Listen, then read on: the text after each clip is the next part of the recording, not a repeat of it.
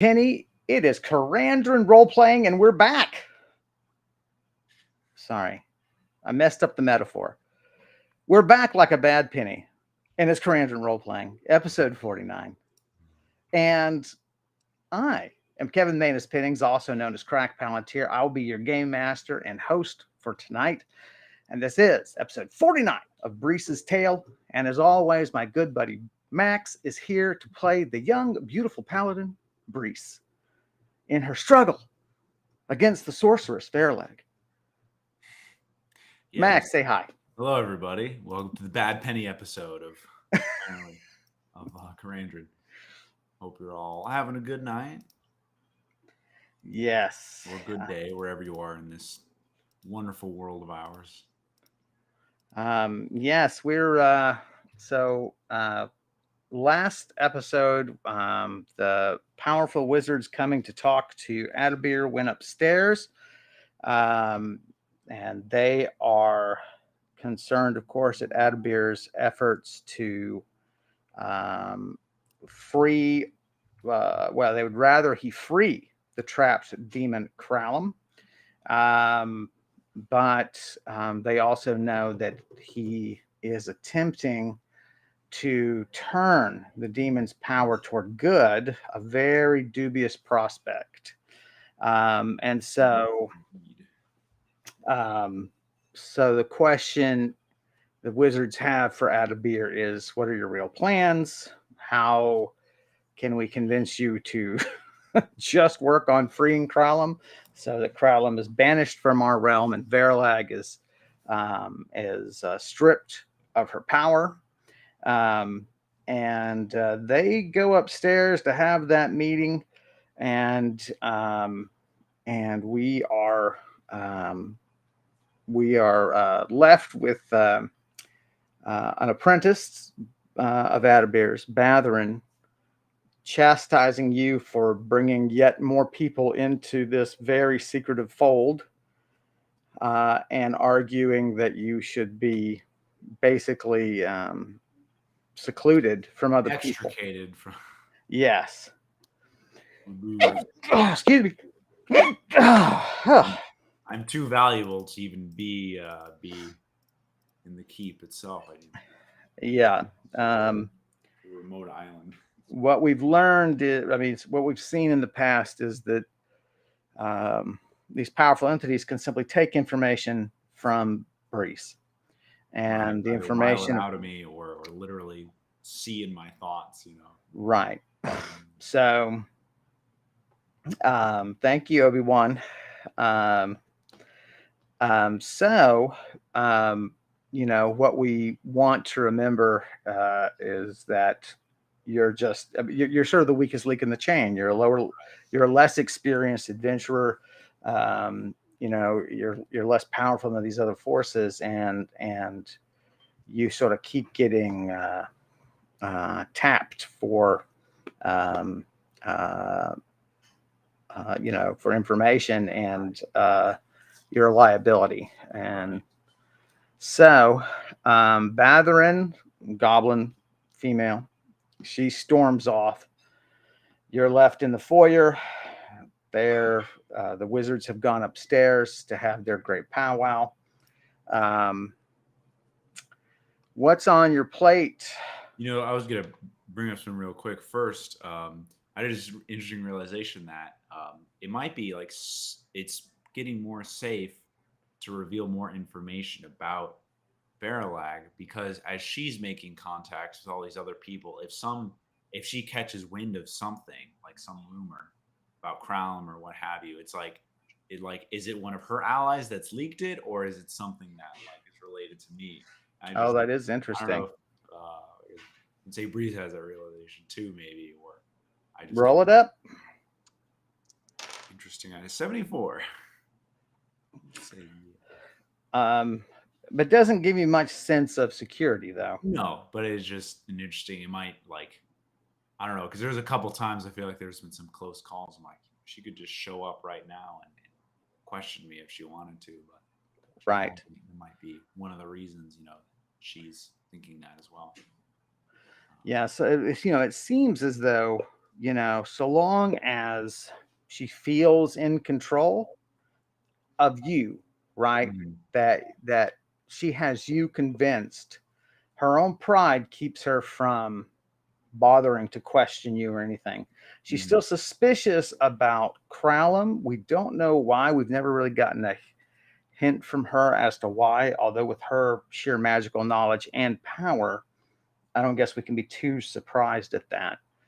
She may sense that there's a bit of Crowlem leaking out, or she's reasoned that since there's a crack in her prison and she can exert influence, some tiny percentage of that may spread to Crowlem, and which of course is true. Right. That seems to be the case. Right. Um, so Anyway, so I was approached by Fraldrum, which is Miagral's head wizard. right, Last episode, she proposed, she's definitely caught on to some of the secrets we're trying to hide and proposed having a meeting with me to, seems genuinely just to discuss them and seeing, how she can, I guess, mediate things. Um, but I don't think it's time to meet with her yet. We discussed it before the stream. So for now, I'm just curious to see what well, actually, I was going to bring this up with you. I think it might be good to maybe, as Batherin said, could leave the keep for a little while. I might like go back to exploring like the Goblin Manor, the abandoned Goblin Manor. sure, Obviously not right now, but I might um, prepare for that, right? And then once this meeting's adjourned, we'll see if I'm really needed here or if that's maybe a better idea. right. Or not. So I mean, I would think that you'd be anxious about the contents of this meeting, and so maybe you just sit around and read and yeah, just while the time. enjoy the day, and then be handy for especially if Pleth and oh, I've lost her name. Flesh and Farinar. Faramar, yeah. If Faramar, if they need a word with you, Mm-hmm. then you certainly want to be on hand for that. Um, so, um, so maybe Ooh. just go It would ahead. have been great if I had Crowlem eavesdrop on this meeting. That would have been like that. I mean, I didn't know it was going to happen, but Right. so yeah, we'll just hang around then. Right. Still in my very nice clothing, my enchanted orange dress. Right. Do you want to read or do you want to relax? Let's just relax. Yeah. Okay. Long lunch.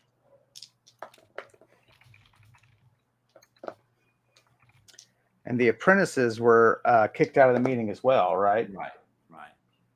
Stormed off, but I don't know what the other two did. Right. Yeah. Batherin was upset at you.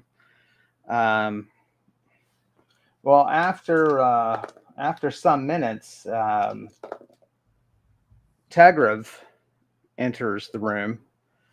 You're in the downstairs parlor where you've had a lot of conversations. Mm-hmm.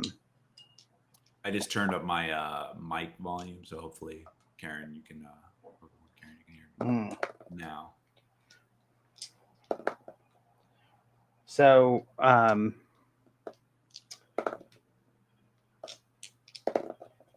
he, well, why don't you roll for me? 20. He is, he's on the prowl, clearly. So you kind of need to decide if you're just going to endure his advances, if you're going to try to get information from him, and so on.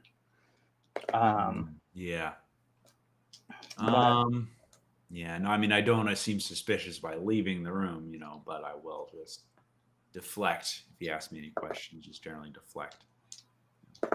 Yeah, but are you going to try to get information from him? Oh, from him. I don't mean about anything necessarily dangerous, right? Like you were sent on a task. How did that task go? Right. Yeah, sure. We'll make that conversation just to learn that. I'm curious to see if he is caught on that he's gonna. Oh, I see. So ask him about the task, and it's like how he thought, if he thought he was fit to be sent out for it, phrase those kind of questions in that way. Obi-Wan says, try saying some more things. I am, so I don't know. Try to say some more things. That's the Vegas advice ever. I mean, my mic has the same settings as it usually does. Restream did update behind the scenes if they did some audio processing or reset. Right. Yeah, I wondered about that. For me, I gotta check if I'm using the right mic again. It's a good question. Yeah, no, it's using my my good old microphone. Suppression, maybe that'll help me out here. We just hear lions in the background. High resolution audio is turned off. Are they? Yeah, maybe that's why. I'll see if that's any better. Just changed all the settings on me. Tagrib says a waste of time and a dangerous one. But we had to check. There was rumored to be an item of significant power that can make one endure the fires of the mountain. And the thought was that we could use it to actually get within range of the manacles, the shackles that bind him, so that rune magic could be cast against the runes that are on there. So many of the spells have a very short range. Some of them touch. Right.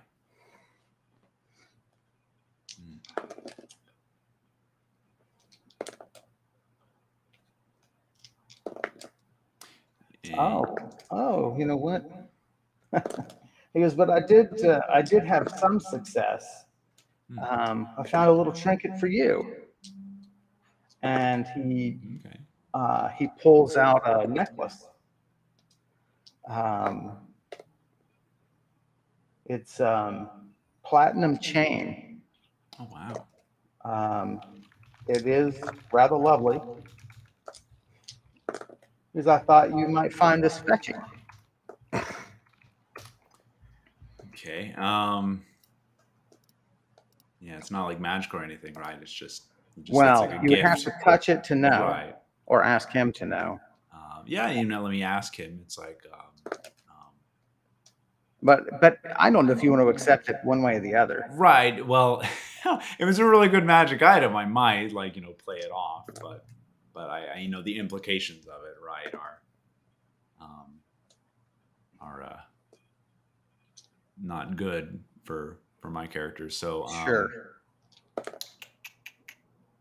Yeah, I mean, I'll just dismiss it, saying, well, if ordinary jewelry, it's not really can't really accept that, Oh man, Obi-Wan Karen says there's still audio troubles. Kevin, why don't you just not talk? And I think it'll be. I think that's. I do cause a lot of interference. Enables audio adjustment microphone. Oh, there. Maybe I needed stereo audio input. It's not stereo, it's mono. That might have been why it's muffled. Try that. Yeah, I wonder what's going on. Because you would think if it was restream, if it were restream, then I would have equal trouble. Right. Well, yeah, because your sound settings would have been reset to the same thing. Can you check your sound settings real quick? If you go to the little gear and go to audio, show advanced options, which of those you have checked and which of them do not have checked?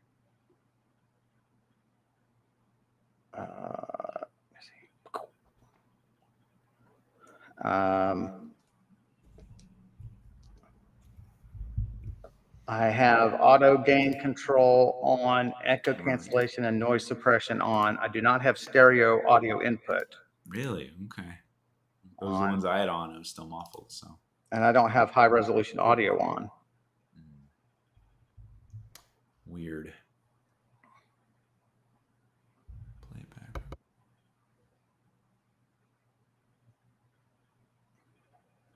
Yeah, I don't know what the problem is. Sorry, gang. I hate to take up, I guess, some technical things we just can't be aware of. Yeah, Obi-Wan Karen, I'm checking the YouTube video now. I sound okay. I don't really sound muffled. I guess if maybe Kevin's talking at the same time, it sounds bad. So Right. I think that's what she's saying, is that I Yeah. drown you out. Right. So we'll just try to. I'll just try to talk when you're not talking. Then. Just like when. Hey, yep. Yeah.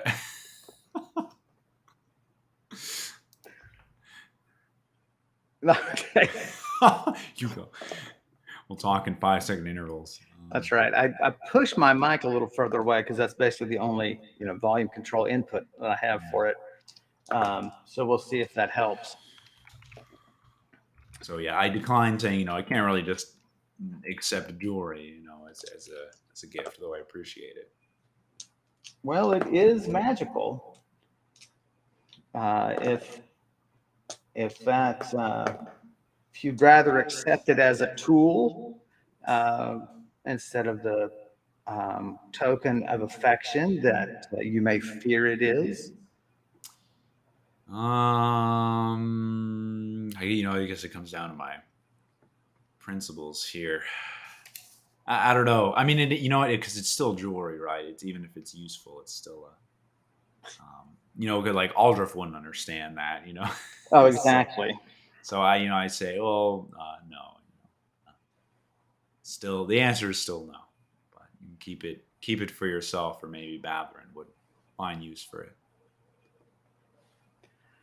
Let me see. He's probably going to make an argument here, but I need to know what the enchantment is.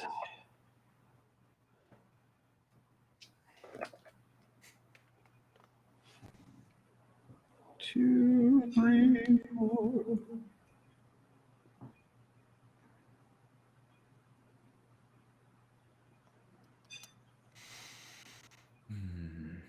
I'm playing too much Magic. I'm like the enchant creature. What? Yeah. Sacrifice one creature.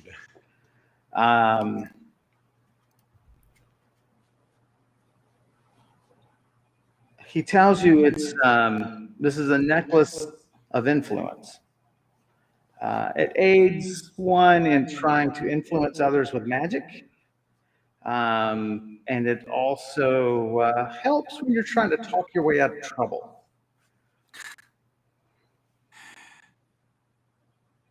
I mean, I don't know. I still feel like Brise is too honorable to. Sure. I care too much about my image to do that. So I'm like, well, it sounds very useful, but again, maybe someone else will find a use for it. Right. Hard pass. I'll find my own magical items.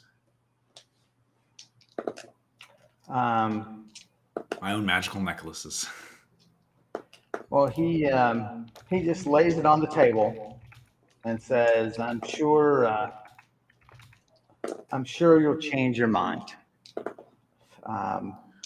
And he gets up and just leaves. Wait. What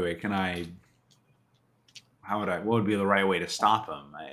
You dropped this, and I hand it to him, I mean, all the social ways to stop a person from leaving the room. Right. A touch of the elbow, a grab of the elbow. Oh, sure. I mean, yeah. I'll just try to grab him and say, I'm reiterating again that I really do not need this, and I'll put it back in his palm.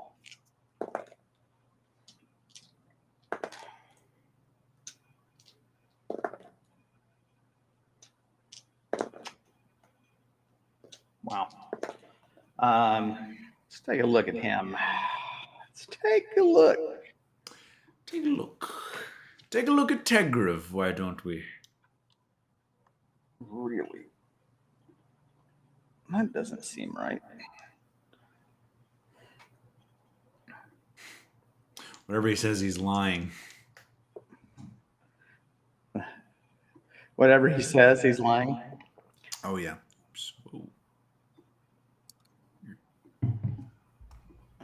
Let me see. Where is he? Oh, I misspelled his name. That's why.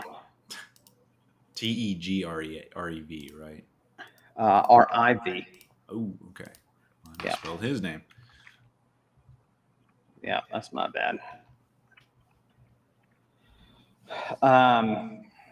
Not that it really matters.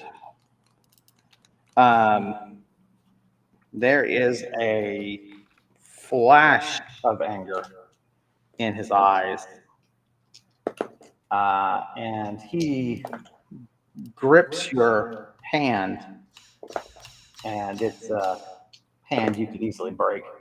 You're like, that's a lot stronger than you, buddy. Ow. Yeah, question mark. And he says, perhaps I'm not as powerful as a tailor, Oh my. but my powers are on the verge of growing considerably. And maybe then you'll find my gifts acceptable. And he storms out. Wow. Interesting. So he definitely still seems into me. I thought when he learned about Verlag, he might have just, left me behind, but now it seems like that I'm still a priority for him. Yeah.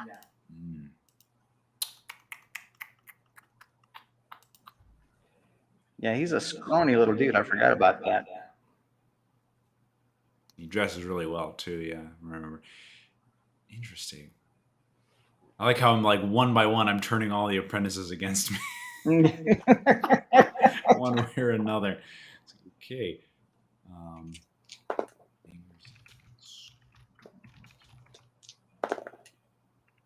So basically, he will make me mine.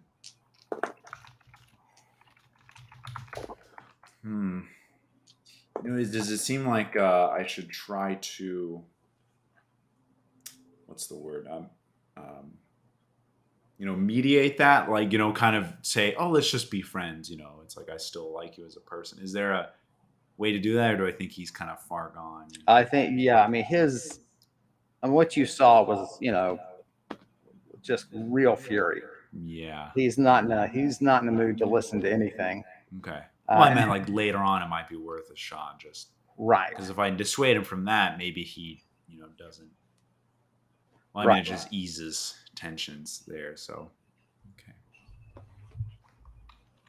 Maybe yes. convince him later. So off he goes. And we'll have you.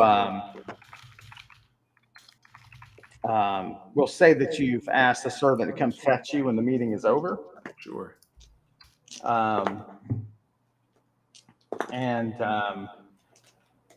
So you sort of ponder the situation. You sort of just sort of relax and think by the fire. Mm-hmm.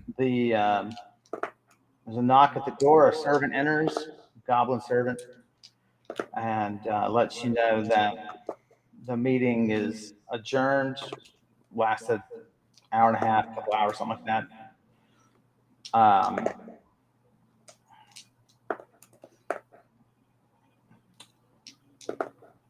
So, what would you like to do? I asked the servant, where did I want to see Plesh, like, first, ask him some of my own questions. So I'm curious if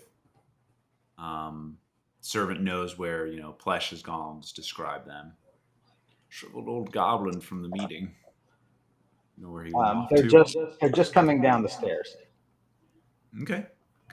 And maybe I'll just try to intercept them, and walk with them wherever they're going.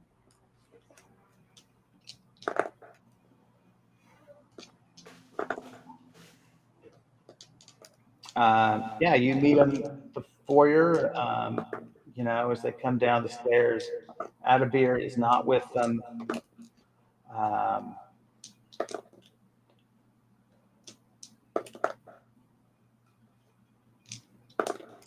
The apprentices sort of one by one appear also, looking for news.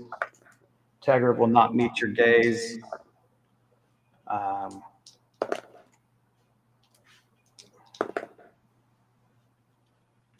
Doshrik seems particularly ill at ease. Batherin bows to the masters as they clear the stairs. He heads straight up to Atterbury.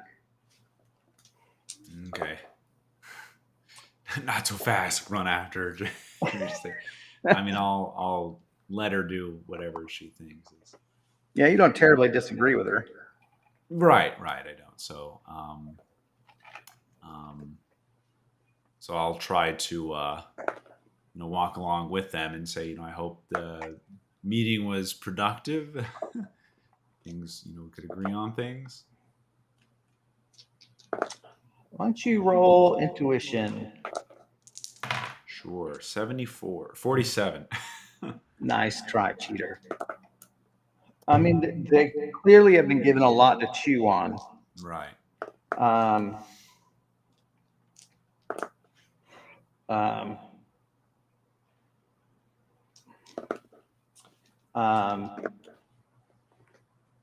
Pleth is clearly just mulling things over. He pats you on the hand and tells you, there's things to hope for still. Okay. And I don't doubt that we'll be back.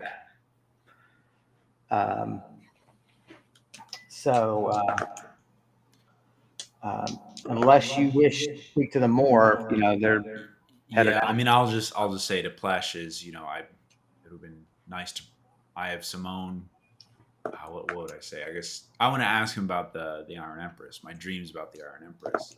See if he saw that and can lend any meaning to it. It's I said. Well, I guess I would just say when you have some free time, your ability as a seer. I had some questions of my own of what you may have seen inside my thoughts.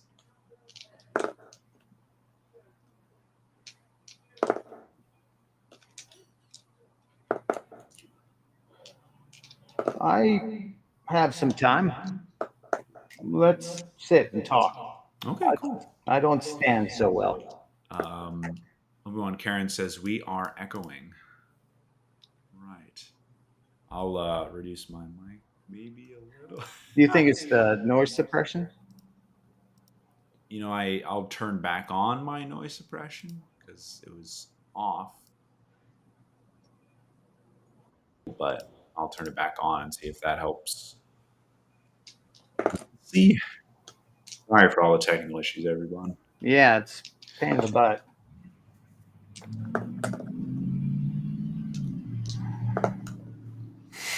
So, Falramar just sort of, while she's processing, she just follows you guys, Sure.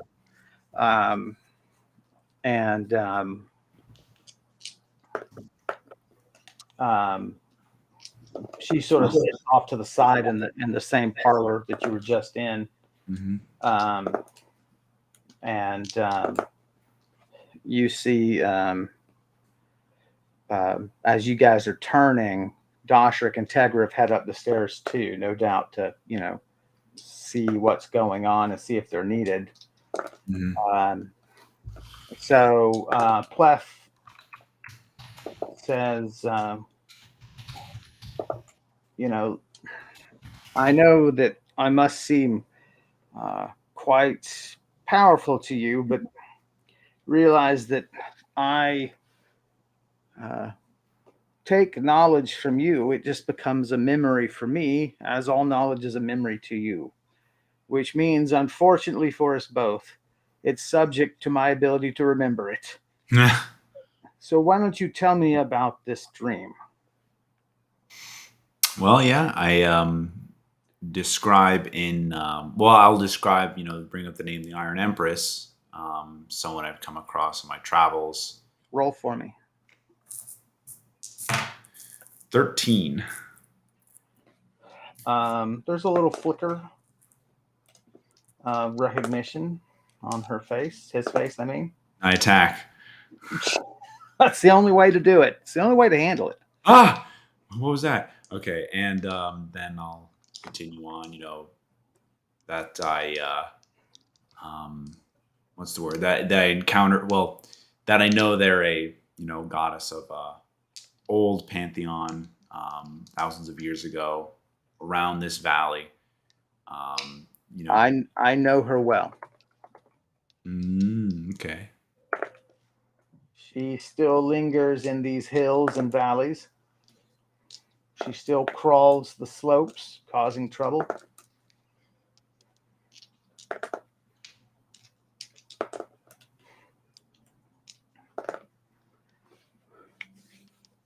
And so, I'll bring up that, she also crawled her way into my dreams at some point. Well, actually, on 2 occasions, and offered aid. Offered to help me with my problems, and I describe also that I'll describe the second dream, that she actually took me to the edge of the volcano, and that I can't remember, we rolled this off stream, but that I thought the volcano itself was the same. They looked similar. Is that what we rolled? Yeah, but not. Down. But not. Yeah, but surely, if she's as powerful as a god should be, why wasn't it accurate? That's your sort of thought on that. Oh, I see. Okay, so yeah, I'll describe that. She conjured up that much of an image of the volcano and of Kralum, but seemed lacking in some details. So I decided not to trust her, of course. But this was before you visited prison, yes? Yes. Oh, then she was using your memories then. She herself has never been to that volcano, which I can't imagine a better piece of news. Right.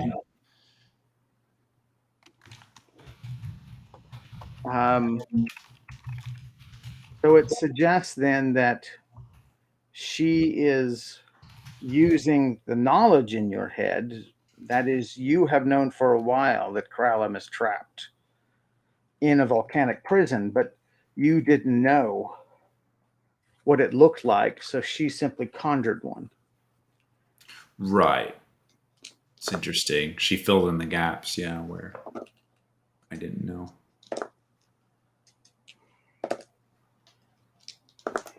There are many thoughts on this topic. Clearly, this entity is powerful. My own feeling, where is, I should find his religiosity. No, that's the wrong button. All hail the Iron Empress. Well, yeah, he's not gonna work. I learned another name for her, I think, like the last session. I forgot what it was. Yeah, you did. I'm trying to find that right now, so you use that name as well. Sort of a given name. I should still have it up probably in my notes. Let me see. What Wanbrei? Wanbrei. Aunbrey. Yeah. The goddess Wanbrei.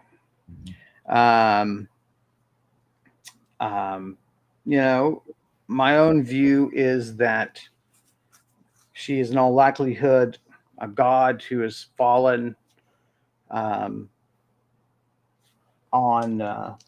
fallen out of favor and now struggles to hold power. Probably, survives on the love of a few cults, probably in the Four Lands and the Pin clans. Is that something I'm familiar with? That like gods, losing their powers as they fall? As a concept, it's certainly something you've heard discussed because um, you hear about old gods as just a casual reference. Right. And like people will talk about, like in rebuilding a village, especially after the elves endured the goblin pox, which still strikes communities, both here and in the elven states. Um, that it doesn't affect humans, by the way. It only affects goblins and elves. And that you'll have whole towns wiped out, right? And maybe in burning that town, if that's the decision, if there's some old religious relic, some statue to some god that is no longer worshipped, the question becomes, well, do we protect that statue so as not to anger that god? Sure. Right. It's those sort of like weird sort of things, like, and it just varies person to person. Probably the majority view is that all gods are real. Right. And the question is, what does that mean for you? A minority view is that no, only my gods are real. Um, and but I mean, it might be something we even roll for. Like, I don't know, what is my we have actually rolled for it. I think I'm sorry, let me let you finish. I'm sorry to interrupt. Yeah, I was gonna say just my view on gods other than my own, whether it's I think we did. And it was that you believe that all gods are real, but you've been put on this earth to serve these gods. oh sure, that sounds familiar. Yeah. Yeah, so I'd have some familiarity with that concept. Like, well, that's just a god I don't serve. Like, it makes sense. Right. That you were, because you were born in this region, that means that it's your fate to serve these gods. Now you probably wouldn't disrespect like another temple or something like that, because there's no point in angering another god, right? Well, it's interesting like worldview. Yeah, it's pretty cool. And I had found a term for it, and then I tried for that very view, and I cannot find that term again. Not Unitarian, is it? No, it was. I swore it was in an article I was reading in Wikipedia about the Mesopotamian gods, which I didn't realize that they had a moralistic religion, whereas, like, for instance, that is to say that the religion wasn't just about the worship of higher beings; it was also about how to lead a proper life. Oh yeah. Not all religions have that component. Sure. And so, for instance, the ancient Greeks did not. There was no component there. Right. Although I also found out in reading, because that was a whole same period I was reading on ancient religions, the ancient Greeks had atheism. Some of their biggest thinkers were like, these gods are clearly assholes, therefore they're not worthy of worship, therefore they can't really be gods, therefore I don't believe they exist. Right. And I found that really interesting. And they were all struck by lightning. That's so funny. That's right. They're all struck by Zeusian. So going back to this, it sounds like I am familiar with this concept of the gods falling out of favor. Right. Not knowing about gods. There seems to be some sort of natural rise and fall to gods. Right. Okay. I'm like, that makes sense. As he says that.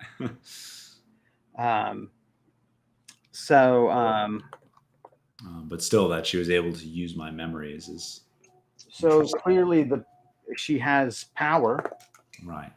But who she is hard to know. I'm sure my dear Falramar over there would tell you that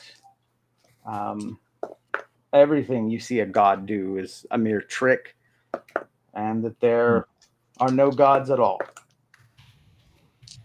What you find you find that hard to even process that anyone would do that.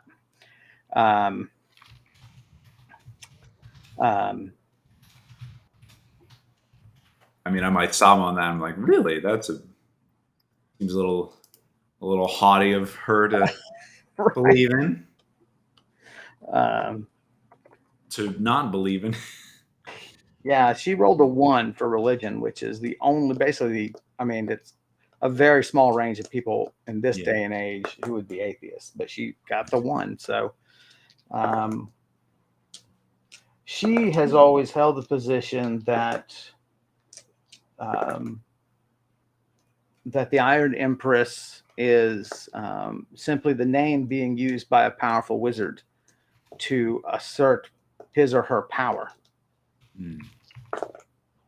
We know that she has servants of various types. There is even supposedly a desert clan of great eagles who follow her. Oh, interesting. As you can imagine, Korkile has little use for those people.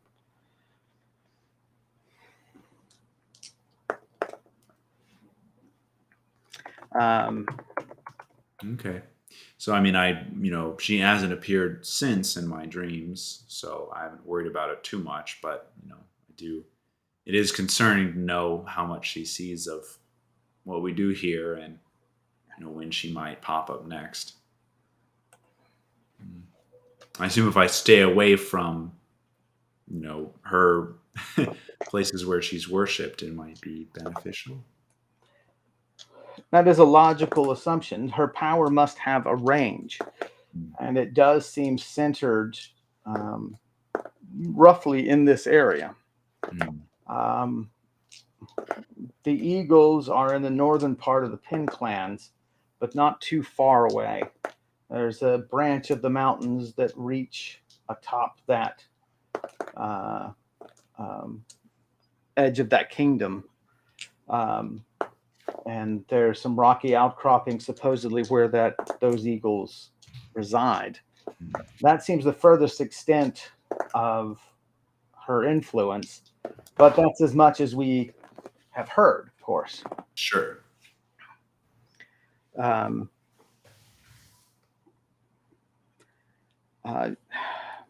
Increasingly, you will need some way, I think, to guard your mind, as you have very powerful beings playing with it. Yeah.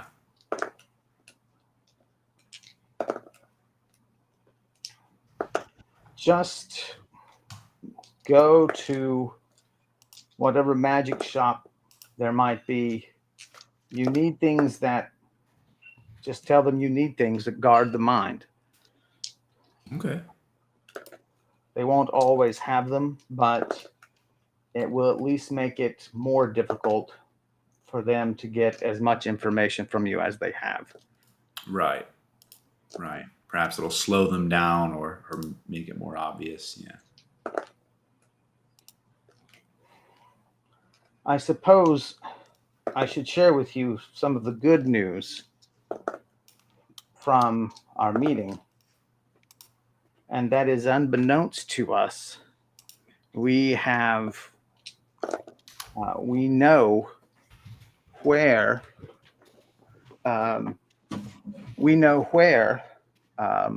Verlag's keep is.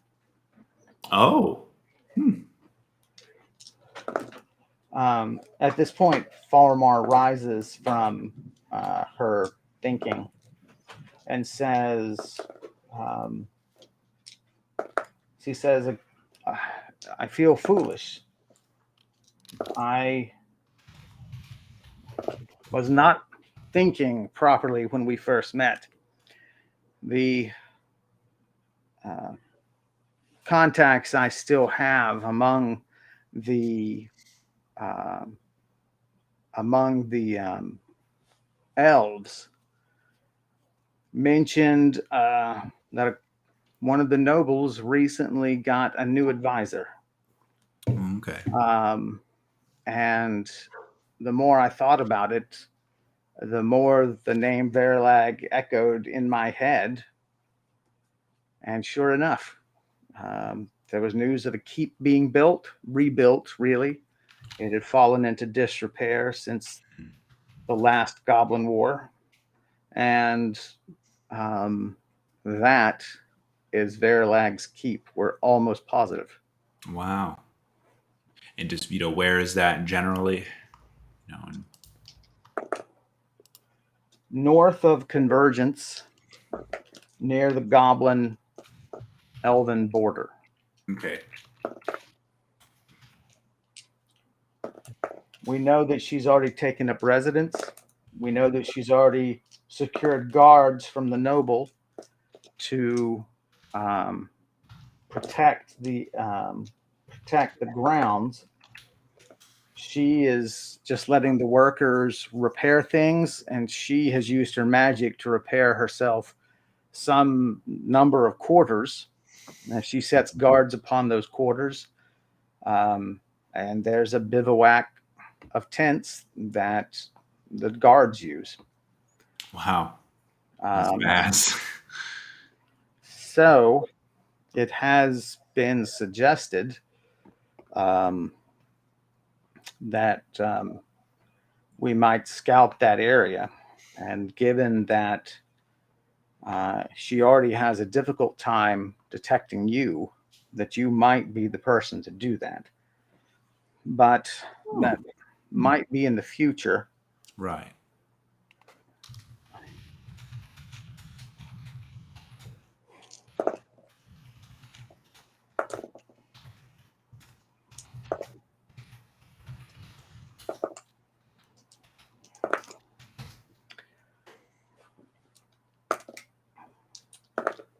The other point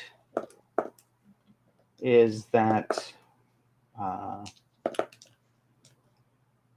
dear Plesh here may have a way of breaking the chains. Oh.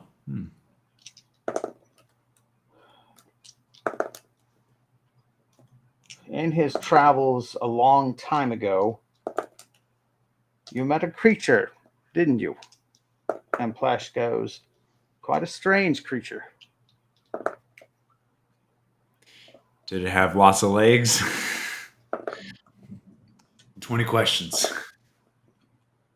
It had 4 legs, as it was some form of lizard. Oh. But it was a beaked sort of lizard. And the beak was this white jewel. Whiter, not quite like, not clear like a diamond, but white and shining. Maybe the size of my hands. And back in those days, I was something with a cutlass. I could hold my own with a cutlass. But the thing snapped my mithril cutlass in 2 with that beak. Oh, wow. And that sword was not merely mithril. It was heavily enchanted.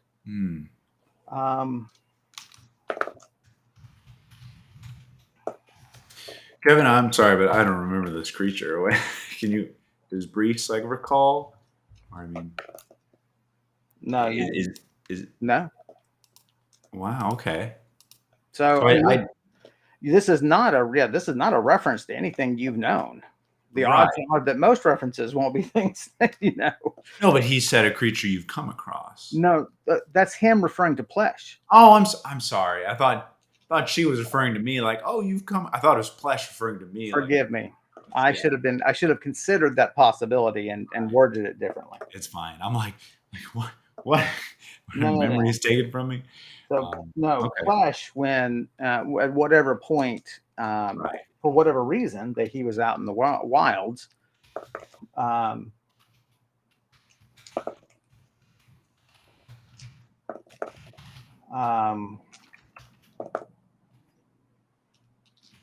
what we don't know is how well the creature can endure the heat of the lava.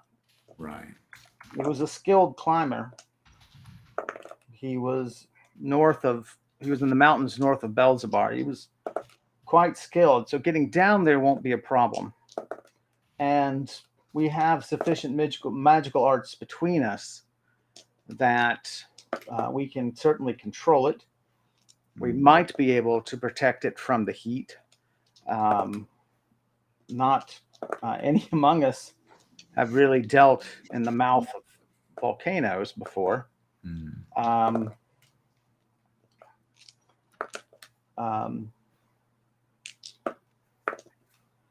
But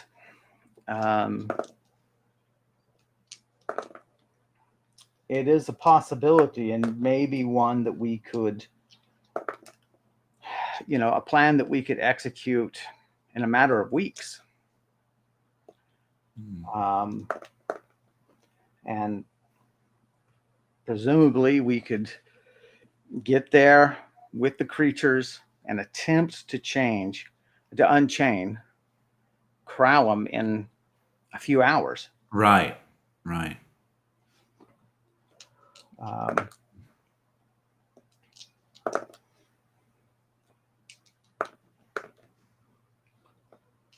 Now, I do mention it was brought up that injuring Kralum, there was a time where Kralum was injured and Verilag, was able to detect that and appear almost immediately. So I guess the idea would be to attack all the chains at once. Possibly. Yeah, multiple creatures. We could at least do 2. The problem is we have to have enough people who are controlling the creatures mentally. We have to have enough spell users who can concentrate and keep the creatures operating, and enough people who have the ability to teleport into the realm and start working. It's a logistical problem. Yeah. For all we know, we take one bite from those metal shackles, and Verilag appears and the battle begins. Yeah. But it's a possibility that we can't ignore. And it may be that the enchantments have made those shackles so hard that not even this creature. True.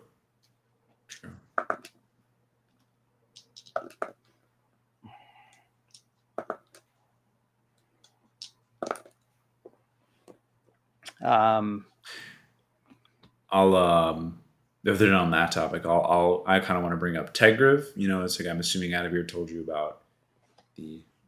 What if he hasn't? That. Well, right. Isn't that would be really bad? They would just start talking to him about Crown, and it's like, what? That you're going to Volcano? What? You haven't even found him yet. No, but yeah, I just bring him up. Is that I'm assuming Adabir told you about Tegriv, that can't really be. I knew that from your mind. It is Okay. It's a concern that grows on you, I know. Those things that are in the foreground of your mind are easiest for a seer to read. Yeah, interesting.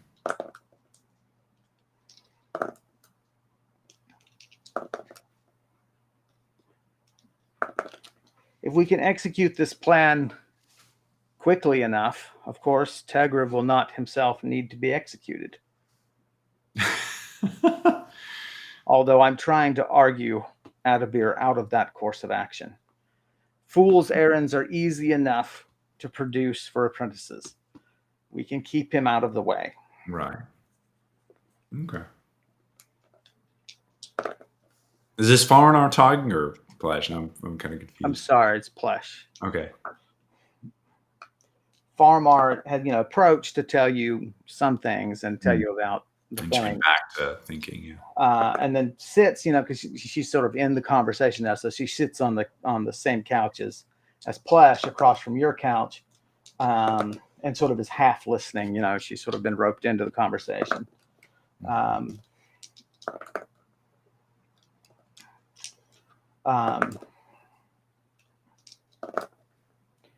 And Faramar, if you guys are just talking, and Faramar says, I'm sorry. And she turns to Plesh and says, you can't believe that Adabir trusts you. You can't believe it. Yeah.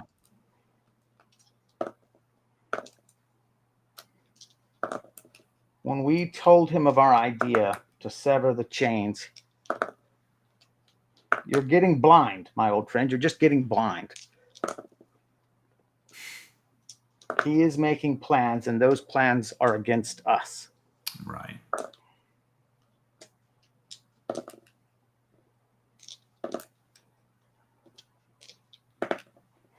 And I'm sorry, my dear, she says, looking at you.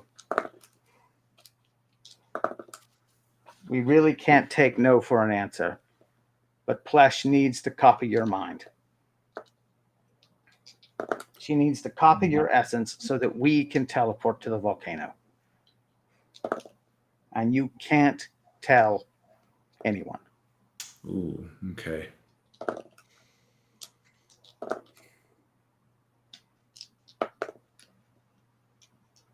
Plesh says, I think you're overreacting. Give Adabir some time. Maybe he was upset initially, but give him some time. Faramar says, you know I love you, but you're a fool. If you do not copy her mind now, if you do not duplicate her essence so that the defenses read her as Verilag, this is the last time we will see this young lady.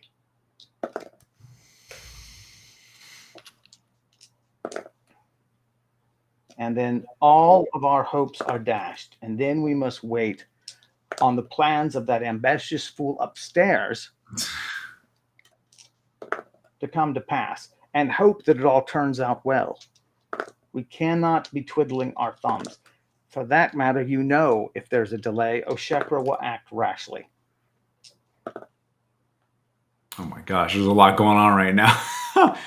I guess I won't really interrupt. I have an okay opinion of Falrenar. I don't really like her or dislike her, so I'm not gonna, defend Adabir, but your sense, like really hearing Falramar speak, right? She is what she seems.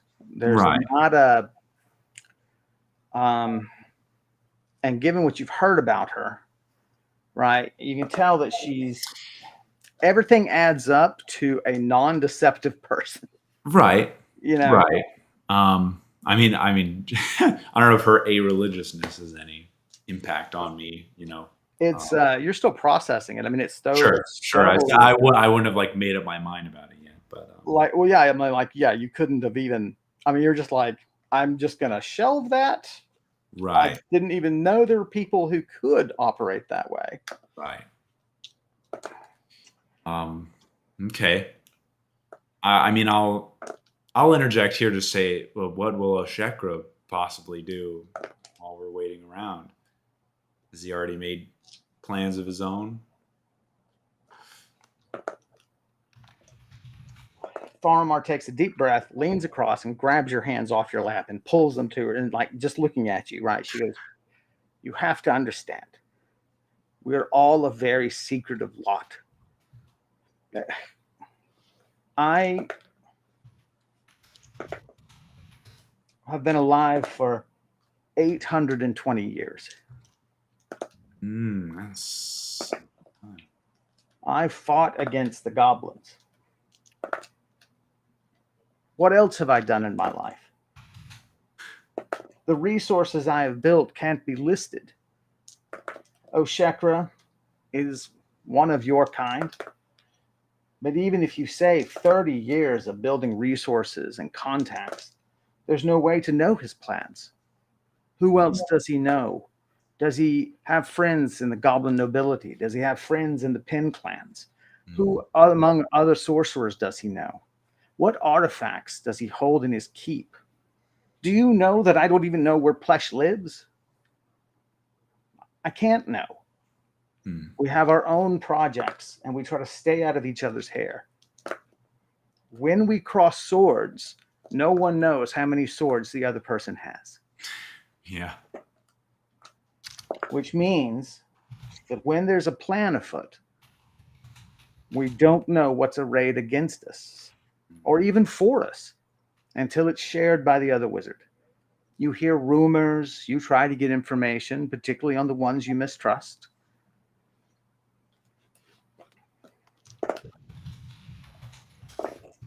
But what we know is this: Oshekra is impatient, he is selfish, And because he preens Korakyle's feathers, Korakyle trusts him. Oof. Yeah. Plesh says you're being unkind. Oshekra has done great service to the Eagles. Faramar drops your hands and says, perhaps. But my point still stands. Oshekra will act without us if he thinks we're taking too long. And while Oshekra in no way will have enough power to deal with Verlag himself, it may spoil any attempt for us to act. Mm.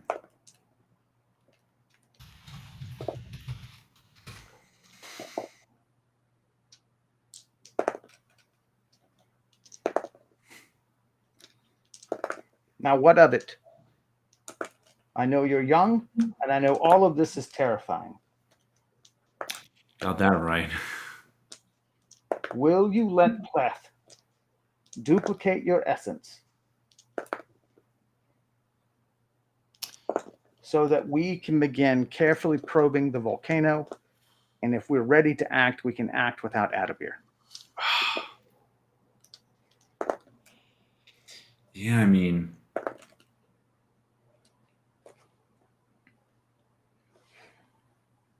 I feel like Brise would say yes. I mean, hasn't known these people for that long, but again, like how she's presenting herself and you know how my encounters with Plesh, wouldn't see why I'd say no, right? Other than just fear. If right, I mean, right. it's, anytime someone's like, let me just cast a spell on you, everyone in the world just goes, let me just get my head around that a little bit. True. Well, so in that case, I'll say, I mean, I agree with what you say about Adabir to some extent, and I understand the urgency for this. But I mean, what is this process? How long will it take? Will I be? Is there any risk of something going wrong? Faramar looks at you like you were the smallest grasshopper in the grass. Of course. Any spell can kill you. You roll a big enough critical. Plash mutters, or wipe your mind accidentally. All right, I'm playing a new character. They have no memories of their past self. That'd be some tough role playing. Oh my god, that'd be so hard. Right? It would, in some ways, it would be frustrating role playing. Oh yeah, I mean, yeah. We wipe all your, we just wipe all your history, right? And you're just this level, whatever paladin, female paladin. You have feelings about people and sort of general vague feelings about people, and right. And it's the great thing is to get all my experience points down this potion. Well, it's the first time. Exactly. First time casting this spell. That's right. Secret way to getting to level 50. No, but that would be really, really weird role playing. Yeah. I mean, why don't you? I don't think you're going to be ready just to jump into it. You're not. No, not at all. Where's your numbers? I mean, I know I'm impatient, but I don't like to take those type of risks. Well, let's start with the question of do you think it's the right thing to do? Yeah, you sound super convinced. Well, I say yes, and I'm trying to find, my gut feeling is yes, right? And the reasoning behind it, I think, is because how complicated things have become at the keep, how many people are involved, and things are moving. But again, just Adabir is what we know about him. He is not willing to operate quickly to free Crown. Right. This might be a way to speed up what we're doing by months. So yes, I think this is the right thing to do. Okay. So there's step one.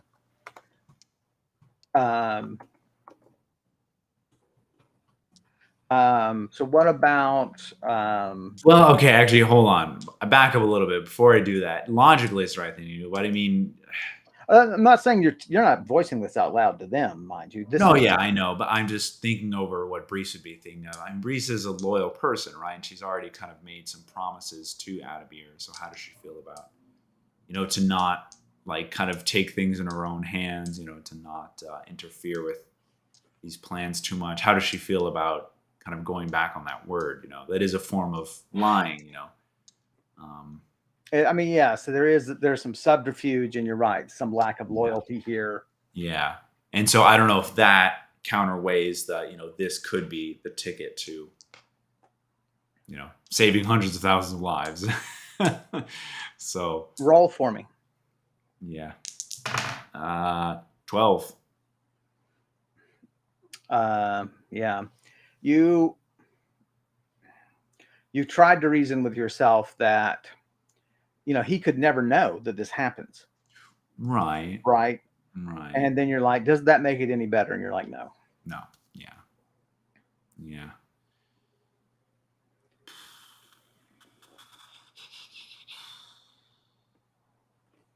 Sucky.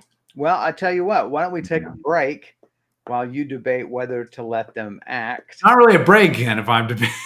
If you're just, we come back and you're I just come back. I'm like, yeah, it's really sweaty. Like, oh, God. You've got like behind you, you've got like a murder board with all the reasoning written out and like yarn connecting things, and But no, yeah, it is 8:07. So why don't we take a quick break and I'll ponder it a little bit, see if something comes to mind. Yeah. So, guys, we'll be right back. We're gonna grab some drinks and stuff, and I hope you hang out with us. We'll be, since we've got so many viewers on right now, I think it'd be a good time to take a vote. So when we come back, what we'll do is we'll ask for votes from the thing about what to do, and then we'll see if that sways Max in any way, and then we'll get the decision, hopefully, eventually, for Max. So thanks for joining us. We'll be right back.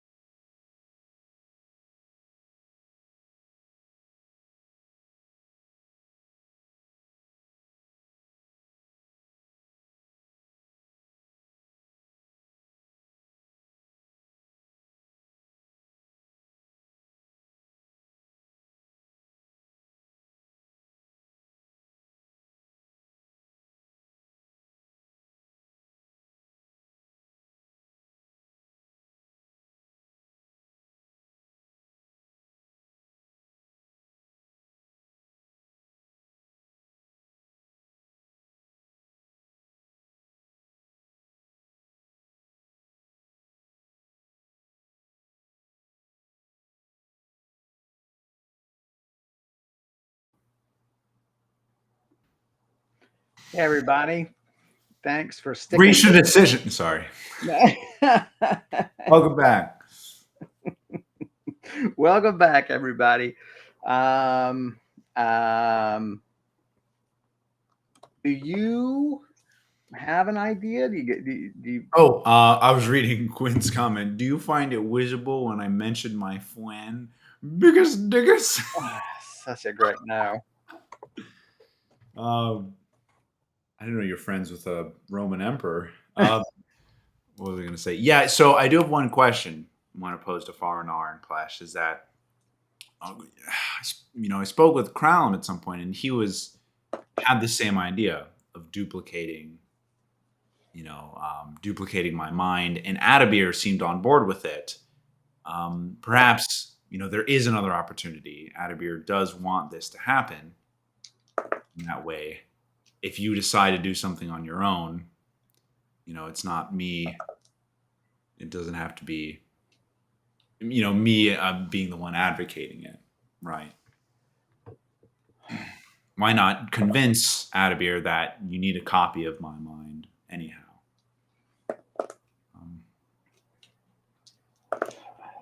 If I had to guess, Plush says they were going to seek a way to duplicate your essence onto one of the apprentices. Teleport, as you know, is not the easiest spell. It's very tiring, especially for us old folk. And so it would be ideal if one of the apprentices, apprentice-eye, if you will, could be the transport going back and forth, bringing people there. Right. But not one of you two. I see.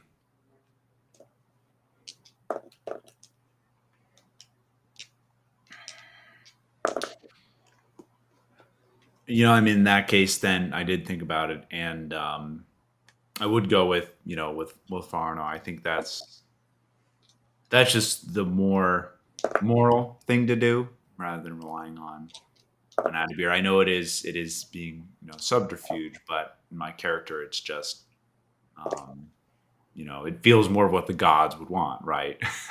Releasing this demon, sending it back to its world, rather than relying on a wizard who's going to try to absorb its power.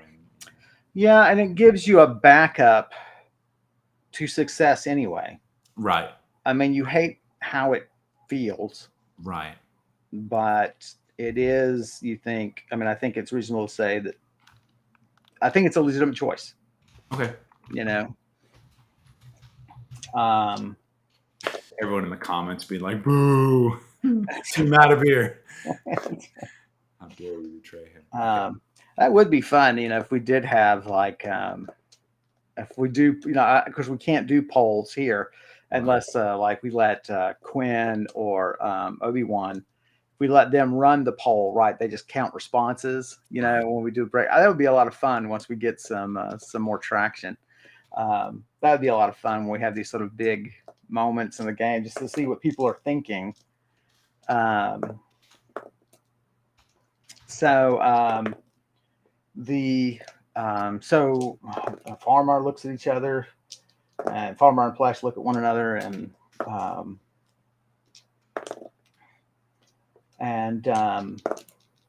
so Flash says, "I'll take a moment. I don't want to make a mistake." And yeah, please. Don't. You need do nothing. Just remain calm. Follow Ramar. Don't think of anything, or else. Don't think of a white bear. What can you do? It's like when you teleport and stray thoughts come into your head, and you're like, "Well, here I am at Kmart. I don't know how the hell I got here, but there's just a copy of Brise, and it's like just missing their torso. Like, whoa, okay." So, hey, Arpen, welcome. Hey, Arpen. Just to catch any new people coming on, the two powerful wizards have met with Adabir. They've come down from the meeting.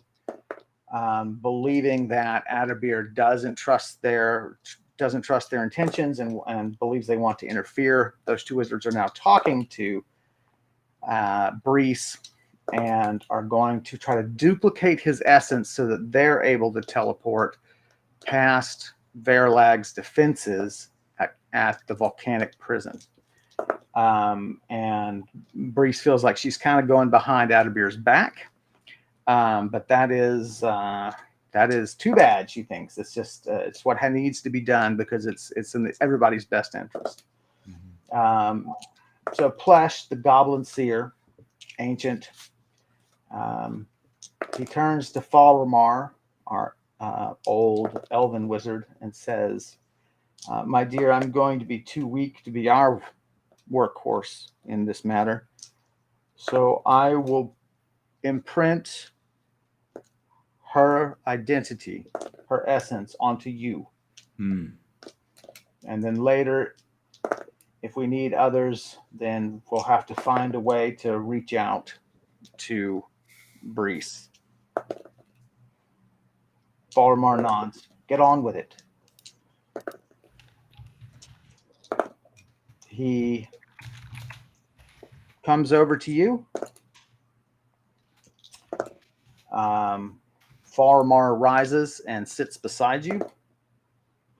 And he takes out, I forget if he uses a rod, wand, or staff. I can't remember. He takes out his implement. If you know what I mean. Huh? What? As his staff that he uses for him. Exactly. It takes a little while to warm up. I'm getting old. He takes out his magical rod.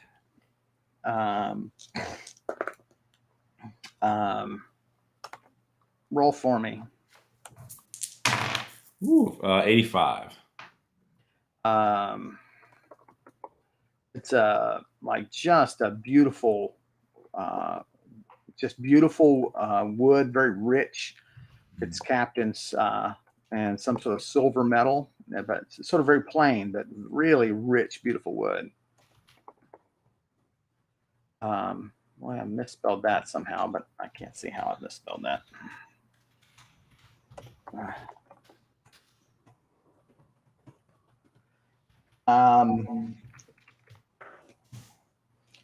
He murmurs, touches you with the rod. Wow, what a great roll he made. And then he touches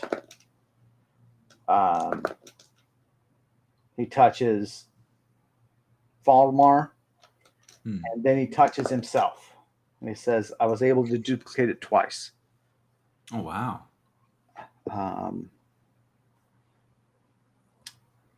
It is done. The door is thrown open. And there are 8 Goblin Guards.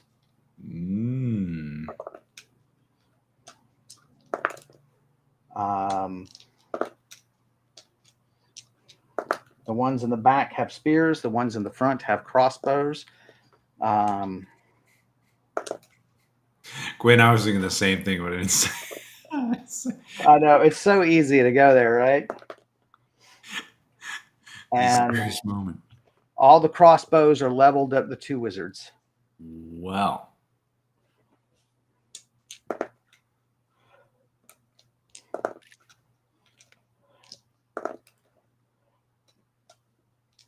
"You are not welcome in this keep any longer by order of Lady Meagirl. Your treachery is known, and you were allowed to leave unharmed." What is going on?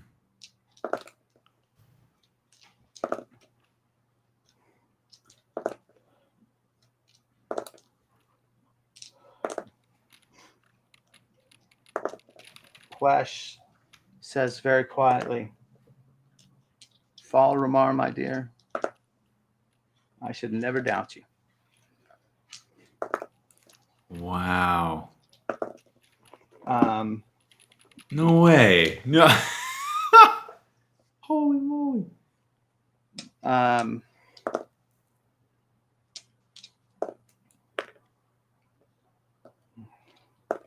They yell for Plesh to put down his rod. He, just slips it into a sleeve. Mm.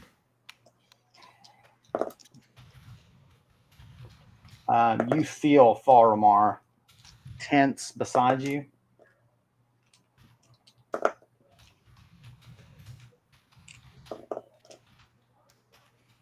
Plesh says, "It'll help nothing, my dear. You have been betrayed.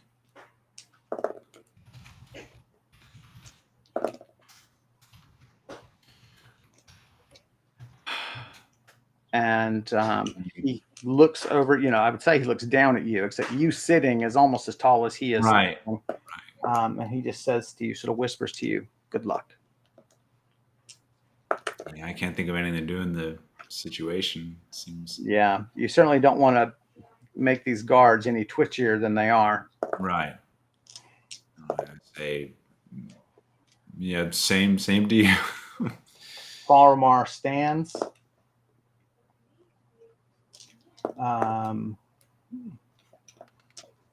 Plesh is now covered by Faramar, right? Because she's in front, and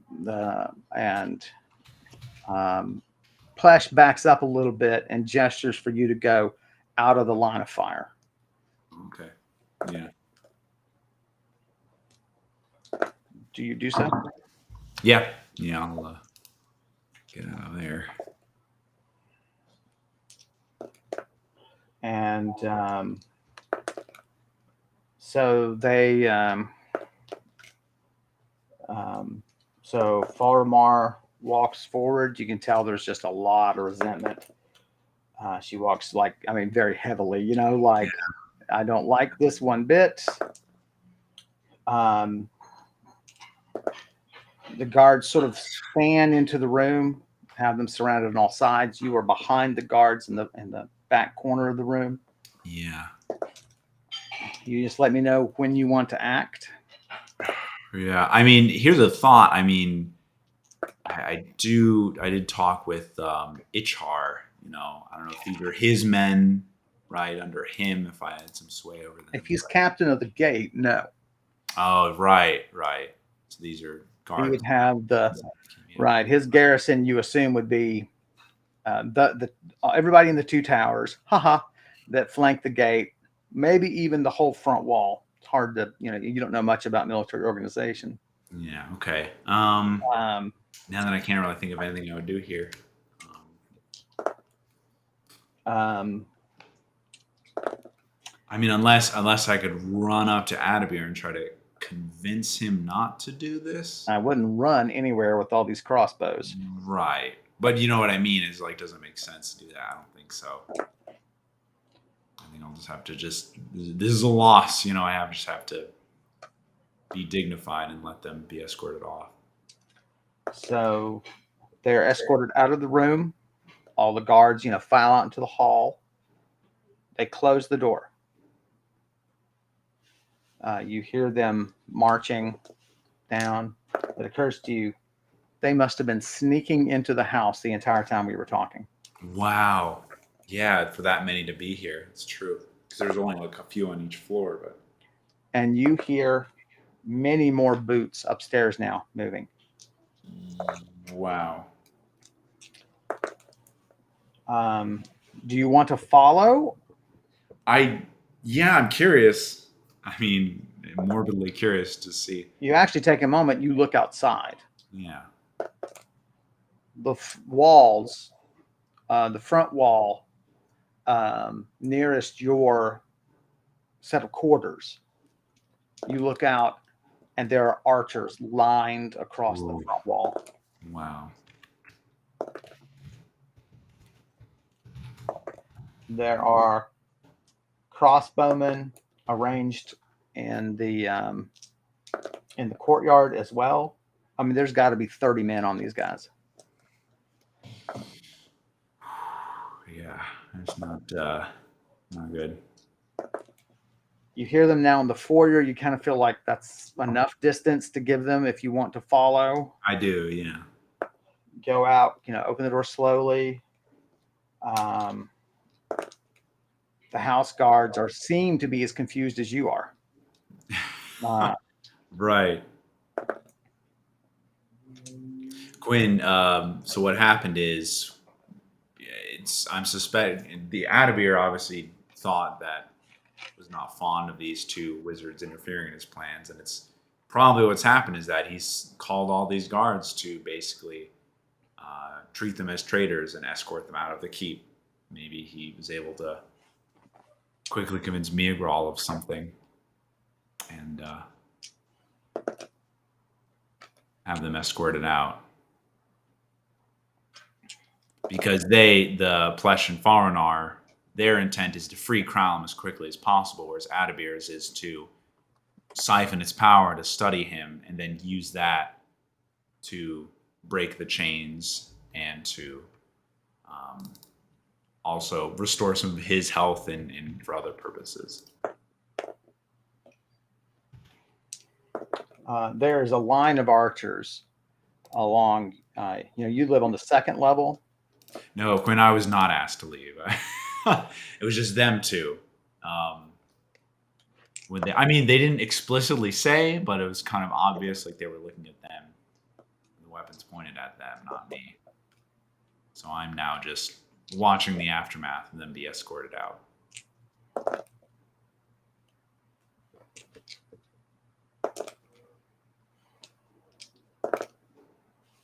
What? No, that's enough questions. You only get 2 questions for every 30 minutes. That was Batharin wanting to persuade Adabir to kick me out.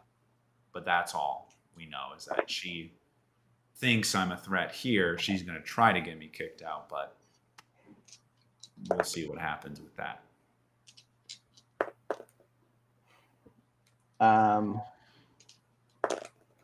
They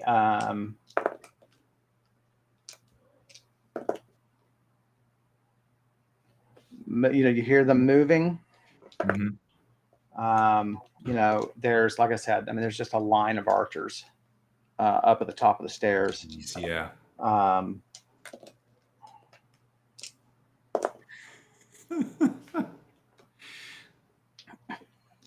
I would like a scone. Thank you very much. Quinn can roleplay as one of the servants. Just like a scone. Have you ever seen Red Dwarf? Have you ever watched the science fiction show Red Dwarf? Science fiction comedy? No. You got to give it a try.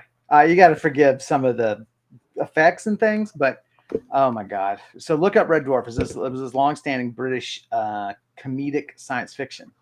And it was such a hoot. And they had this toaster on the ship, this sentient toaster, and it would be like, "Hey, I've got a question for you." It's like all scary, and you're like, "Okay, what? Would you like some toast?" And he's like, "No, all right, no, I understand it totally, but I do have another question. Would you like a scone?" So it just keeps asking about bread products. That's so funny. Yeah, that sounds like my type of humor. Oh, then you're gonna love that show. I'm sorry, you must be punished, and the punishment is 2 hours WOO without oxygen. Oh, it's phenomenal. That sounds so funny. Yeah, look up Red Dwarf. You enjoy it. You will enjoy it. Quinn, I have a question for you. Is it African or European? There you go. Back to the game. Enough distractions. So there is a cry of amazement. There is a hail of arrows. Oh. No.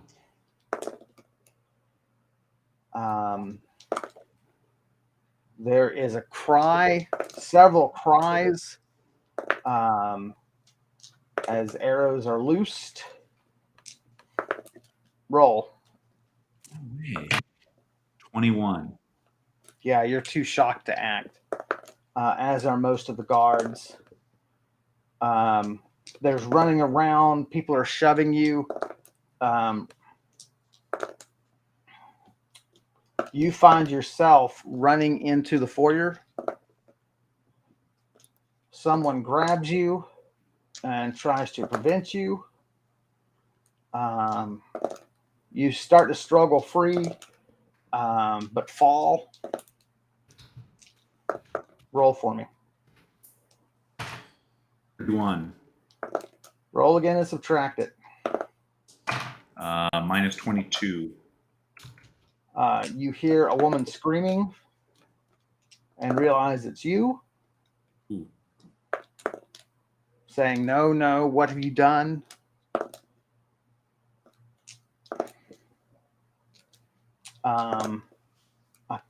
Somebody else lands on top of you.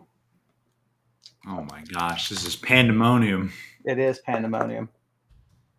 I do like that. I like that about Rollmaster because they have a surprise thing where you roll basically and uses perception, which is, I don't know if I like that it's perception. Dealing with surprise situations. Sure. Because I think reflexes, yeah, almost. Yeah, I think it would be cooler if it actually was purely your level. Right, because the idea is the veteran, right? The veteran, when shit goes down, he's cool-headed, he's got it together, or she, or however you self-identify. I'm fine with all of them. But and so I kind of want to do a different system, but I sort of use their perception. I sort of use I use your level and then perception, and I could say, what's the level of the situation? Right. You know, and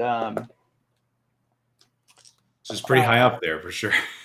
So roll for me again. Okay. 79.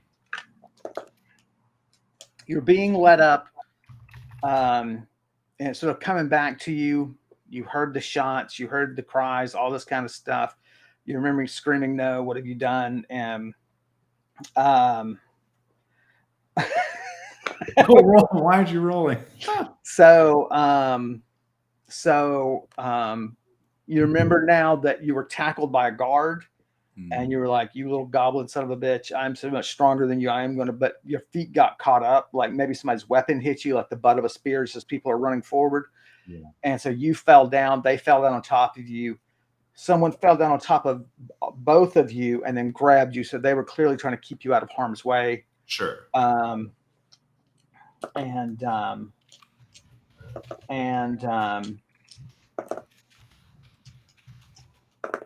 You're sort of just terrified you're terrified, but you're running, terrified to see what's happening, but you've got to see what's happening. Right.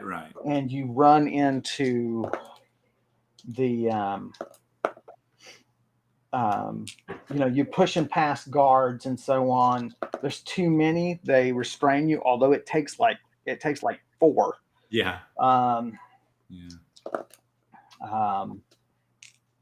Can you make it to? You just barely make it to just to the edge of the foyer. You can see about half of it. You see that there are guards that were hit by arrows from above, just in the panic, because there are apparently guards flanking, it looks like. Yeah. They were flanking the foyer when these guys shot, when whatever happened. Right. There's no sign of Pleth or Falramar, but you can only see half of it. You don't know if they're further back and are just filled with, they're just nailed against the doors. I mean, can I just try free myself to convince these people that I'll be safe and I need to see what's out here? I mean, they have got to find what happened. They have to get orders. It's going to be, it's all going to be officious and crap. Right. So unless you want to use real force or real magic. I'm curious if I could just cast a spell right now that might.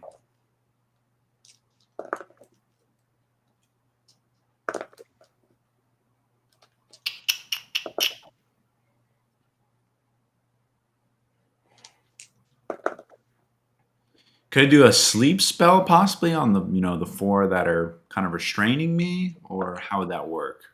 Is that kind of Uh, just one target? is it one target per? Oh, why don't I just try to teleport? I could just try to teleport to the space in front of me. If you're gonna do that inside the keep, I just don't know. Oh, good. Yeah, not a good idea. You're right. Forgot. Which, incidentally, it occurs to you, therefore, they couldn't have teleported to Yeah. escape. Yeah. Well, let me try.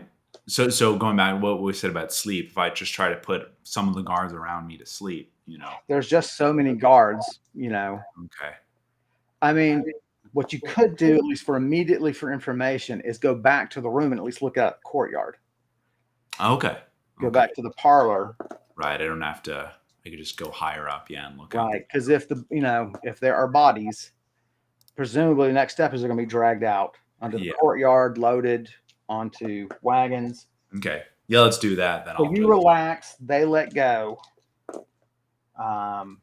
They're telling you, lady, it's best if you return to the parlor, to the kitchens. Return to the kitchen, woman. That's right. And Okay, fine. Just make a sandwich. So you go out there.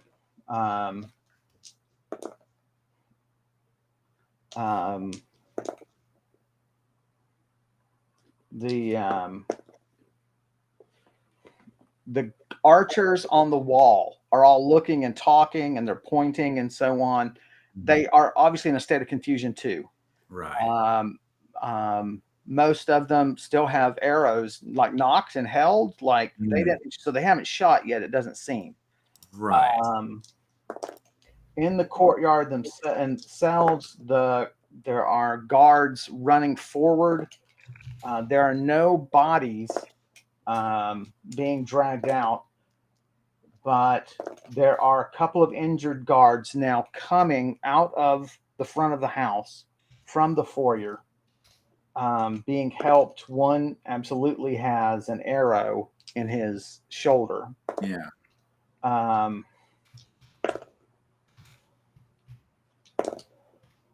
You can hear pretty well. The wizards are gone. The wizards are just gone. Search the area. Wow. What the fuck?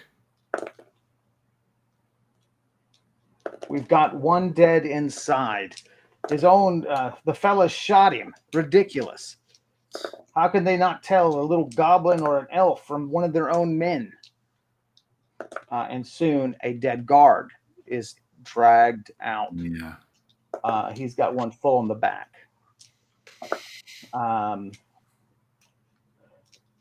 So you just kind of sit there just on pins and needles. Yeah. And now well,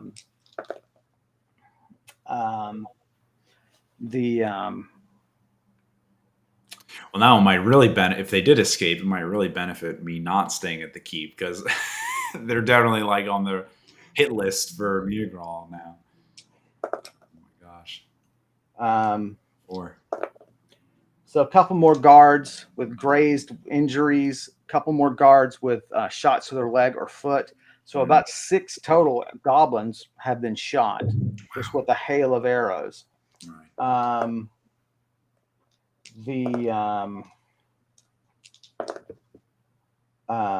A full search is on.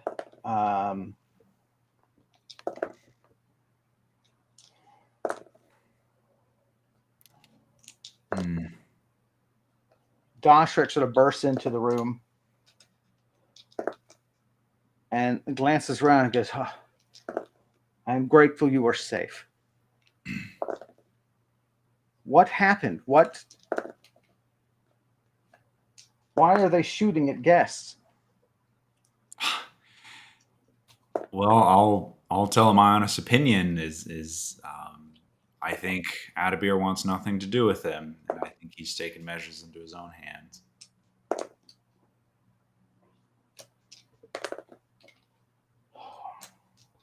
This is getting out of hand, he says.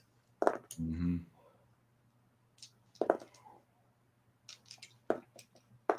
The guards are beginning to file out. Perhaps you should return to your room. And he just closes the door and goes.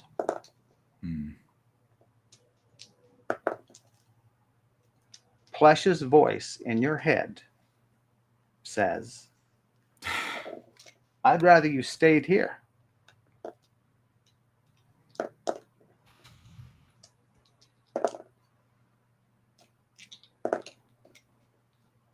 Kevin, you're pulling a lot of fast ones on me today. Sorry. Well, this is the sort of stuff, like, this is sort of things where, like, you know, just behind the scenes, I need to roll up what the NPCs are going to do. Right. And so that's what I did in the minutes before the stream. Okay.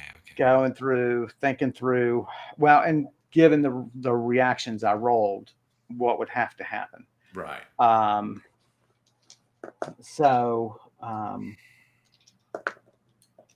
And you start like, I know nothing about this. I didn't, you know, and she's, I don't want to keep calling Plesh. Plesh says, oh, I know. I checked that immediately after we escaped. Oh, wow. But we don't have long.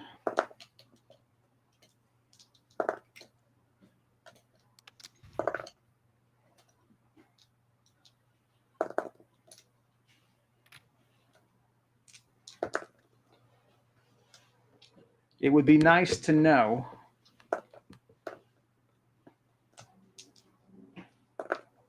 whether Adabir ordered this or Mia Grawl ordered this.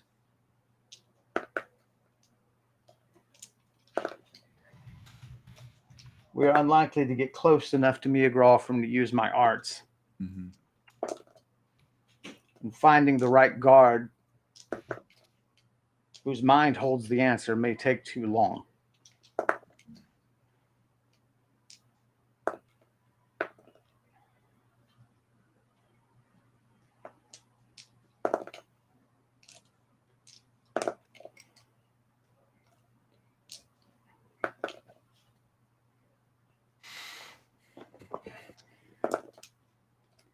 We will be nearby.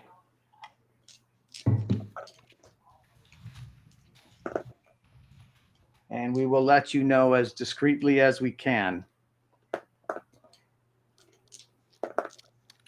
if there are other steps that concern you. Okay.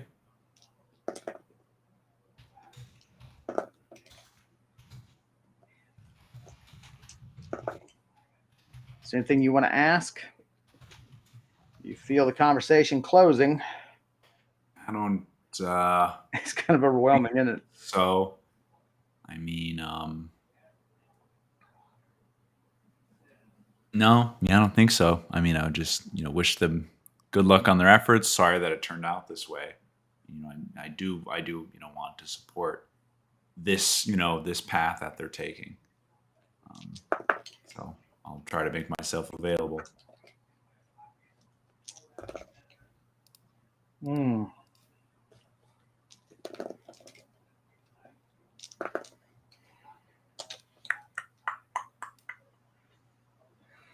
Trying to think if there's a way for them to know.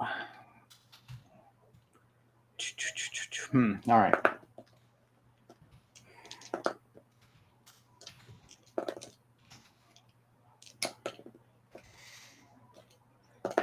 You get a farewell, and there's a sense of the contact being broken.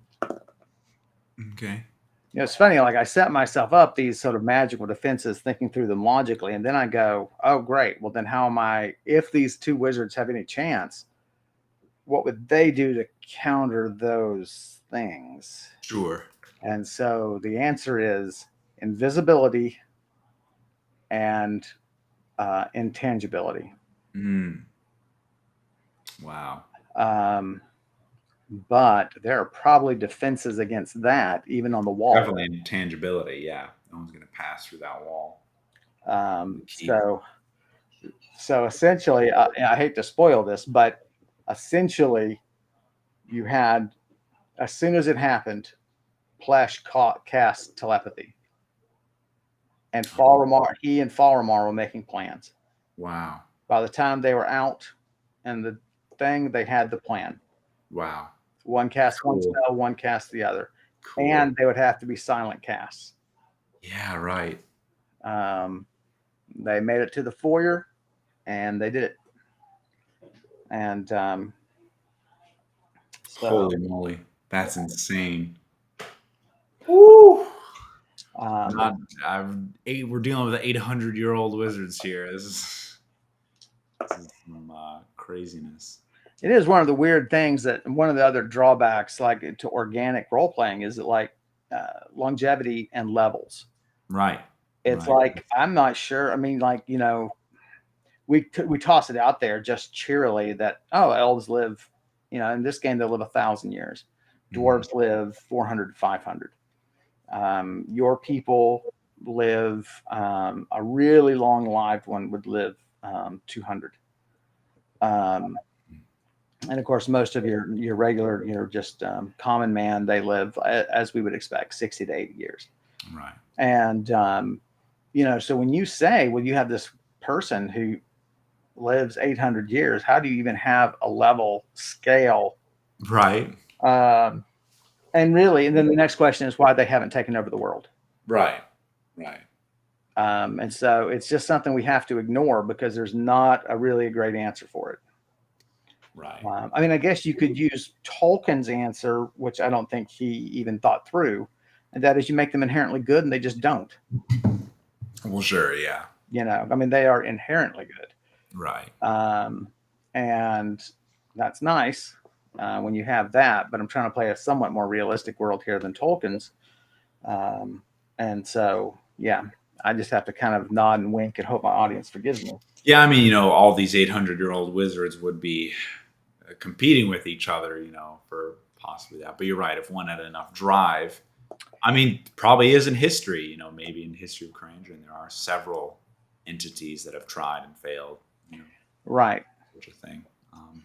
And I guess, I guess that part of it is that there's no way to get past the physical limitations of magic.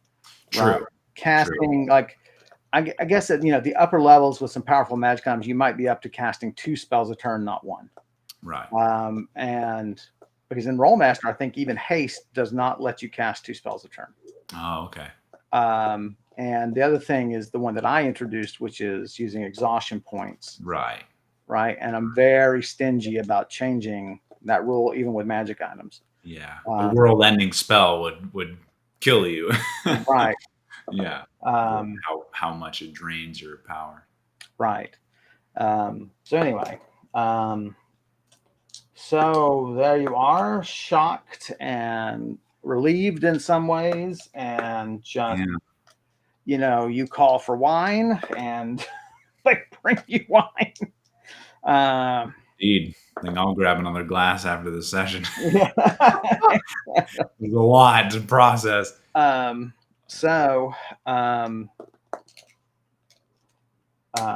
Basically each, probably Burlow probably comes down, checks that you're okay. Yeah, I would probably go to Aldrich at some point too and tell him that you heard about the ruckus. I'm okay when I get a chance. Well, when Burlow checks on you, say, "I need you to send word immediately." Sure. Yeah. Burlow, so when Burlow comes in, you tell him that. He says, "What you've been asked also to stay inside our assigned rooms here." Okay. They're searching for those 2 individuals. Burlow is probably the closest I can get to Adabir. I'm going to try to pry him for,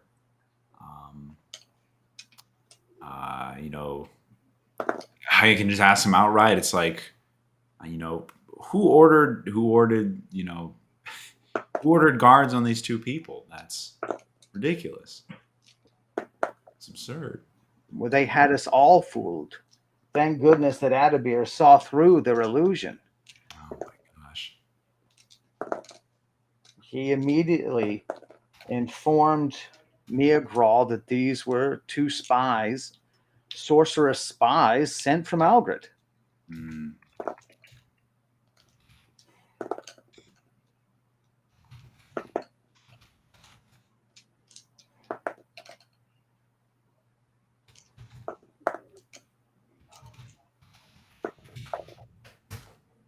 I see.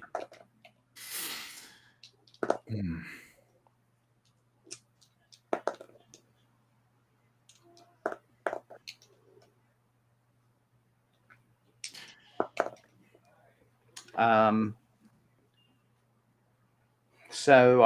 Yeah. So Okay, I'll just go back up to my room then and just that process.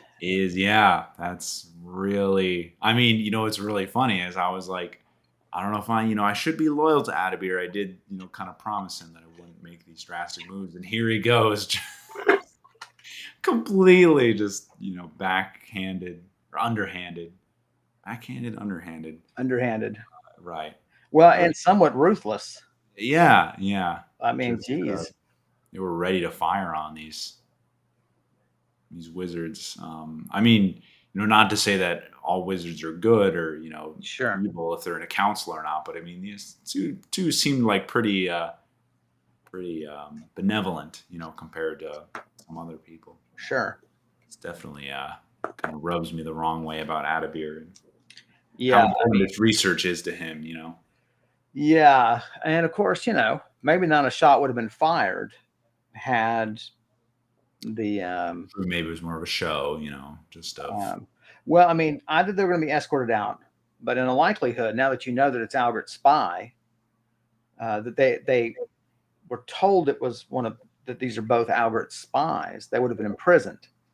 Right, true. Especially this powerful magic users they And are. so that fact, um, um, that fact matters, right? So he was willing to imprison these two for however long, Mm, until he could make up a story about why they should be released. right, If he decided to make up a story about why they should be released. right. Mm, wow. So it's sort of, I mean, it's weird. I mean, it is the links he's willing to go to, but by the same token, if he's right and Kralm's power can be drained for the good of all, right? I mean, it's weird. It's Yeah. No, yeah. I mean, it's a really great. moral dilemma. Yeah. Well, I don't want to say trope, but it's so where it's like, well, the research, if you push a little further, and you actually do come across the right answer, right? But Yeah. how far is too far? Right. So, okay, wow. So Turn to my room and just process, like you said.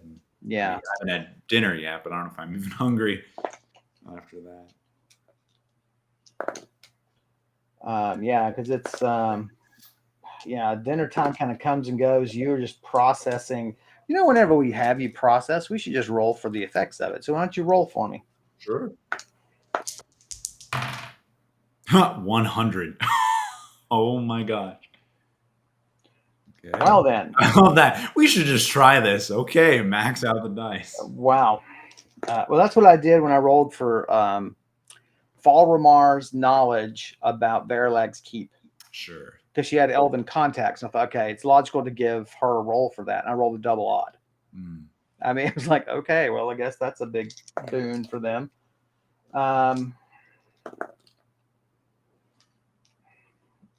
Wow. So decision. What sort of category of decision should it be?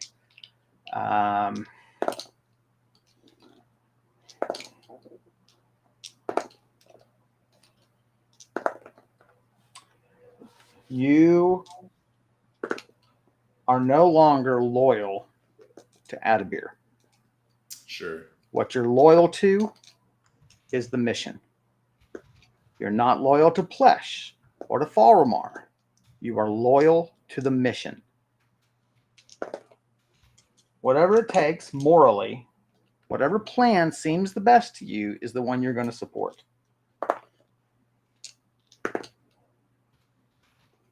Because other than saving your own life, or I should say regaining your own life, you're the only one in this doesn't have any other motive.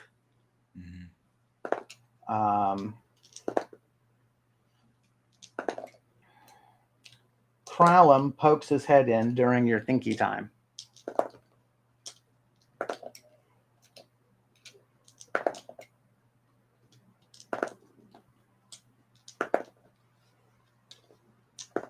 Big day, he says, munching on a crumb. A little bit of cheese. Say that. And like looking at him, there's this wave of disgust that comes over you. Yeah. And you're like, I'm not even loyal to you, you little rat. Yeah. You're like, if the world were safe and you stayed and suffered in that volcano, I don't give a shit. Oh my gosh. This is having a negative impact on Brise's mental health. Yes. But I think that was going to happen regardless. I know, but like, oh God. In most, it's a rare fantasy development that, that flight of dragons makes people feel like a weight's been lifted. No, it's all mentally stressful in fantasy. Really is. It's a staple of fantasy, isn't it? Yeah. Oh, we're all gonna die. Exactly. I mean, I don't even think I need him to respond to that. It's just whatever. Yeah. I mean, just roll your eyes like I'm so sick of everything. I said, I got to say that Adabir caught me by surprise on that one. These guys had a good idea. They had the skills to do it.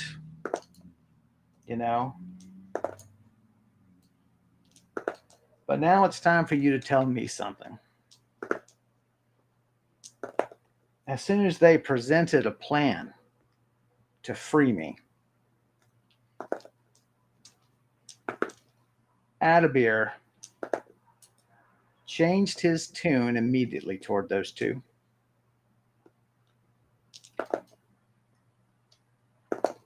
And I want you to tell me what he's really planning to do about me. He should have been happy at that news, and he wasn't. He should have been thrilled. I could be free in 2 weeks. Right. And now the 2 wizards that could free me are on the run if they're not already dead. And Adabir is the one who stopped them from freeing me.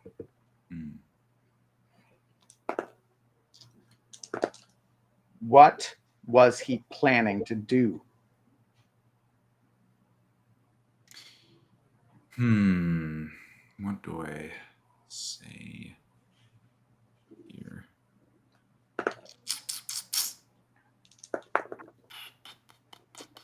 So I could just, feign ignorance, just say that, I mean, he studies demons, right? It's why would he take the opportunity to free you immediately? Well, that's not feigning ignorance. That is proposing an explanation.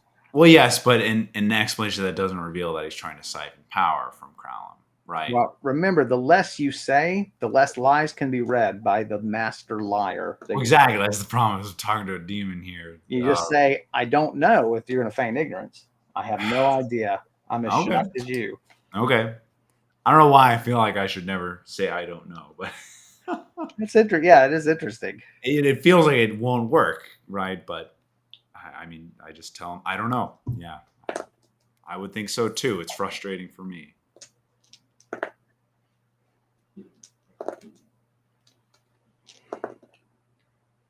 Why are you not up there demanding an explanation? If I'm freed, you're freed. You could have had your life back in 2 weeks. Well, I'd tell him I don't want to risk my life with all these guards crawling about. I'll ask him in as soon as I can.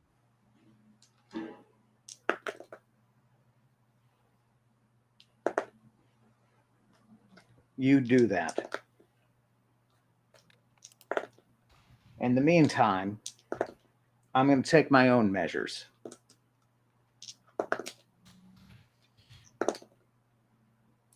guess I would mention to him that Plesh and Farinar are still, viable, right? Like I do mention, they did reach out to me. I mean, especially once he tells you,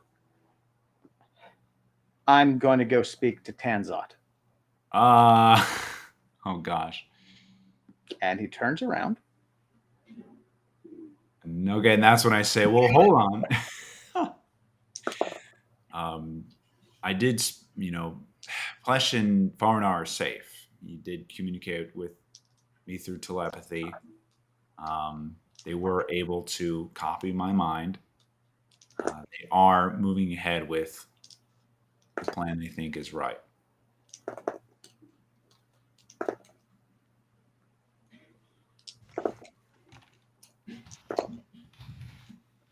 He turns.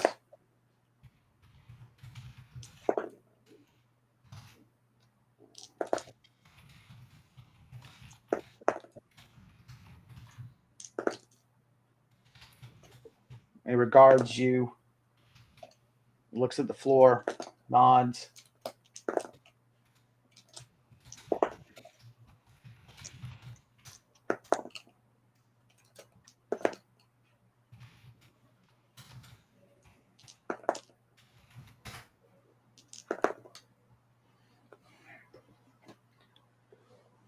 Very well. 2 weeks. Okay. And then I go to Tanzot, and I'll see what he can do to help me. Week starting now or tomorrow? I mean, it's pretty much nighttime. I'd say, all right, 2 weeks from today.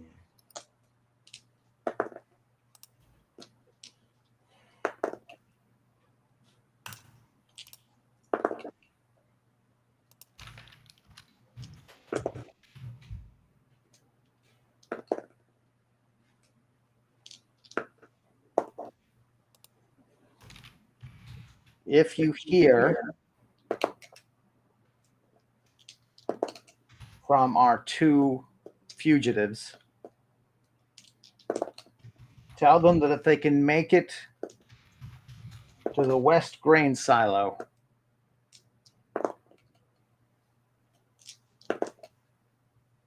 there's a platform inside the silo toward the top that Miagraw's sorcerers use to teleport into and out of. There are no barriers on it. Mm.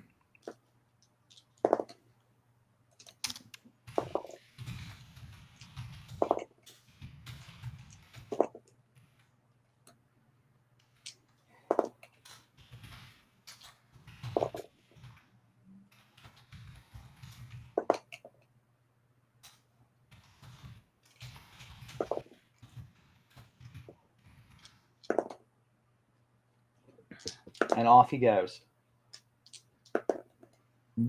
Okay.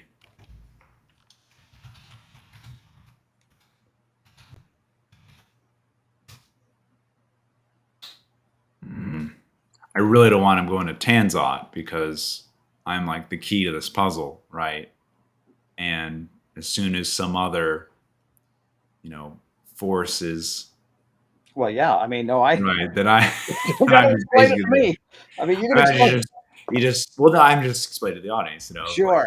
Like, if he just like imagine he just pops and like picks me up and like you're coming with me and like teleports away. Yeah. Oh gosh, that will not be fun. Well, remember though, that's one of the limitations on teleport is you can't teleport you if you're unwilling. I mean, I got teleported by a ward unwillingly. I'm assuming he has methods for doing something, right? I mean, you might as well assume it. It is the safest assumption. Yeah. So 2 weeks from 5/7, that would be 5/21. 5/12. Oh, 2 weeks. Sorry. Yeah. Well, you did the mistake I did earlier. I said 47/74. The demons, when they say 2 weeks, they only mean 5 days. And it's in demon weeks. Exactly. Or rat weeks. We don't even know. Now we've got 2 different timetables that he uses. He must be very confused. Oh, absolutely. So the Gregorian calendar or the Demon Lord calendar? Exactly. Sure. You're still thinking about, like, he leaves. You're thinking about stuff. Then there is a cry and hue outside. You run to your window, and people are going nuts. There are people running, and bows are drawn. Everybody is looking and pointing up.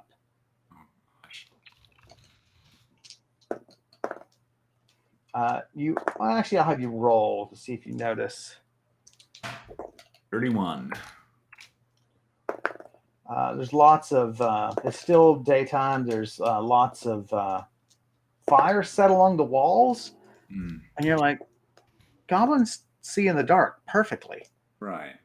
I mean, sometimes they'll have fires for warmth up there, but those are big, and they are everywhere along the walls.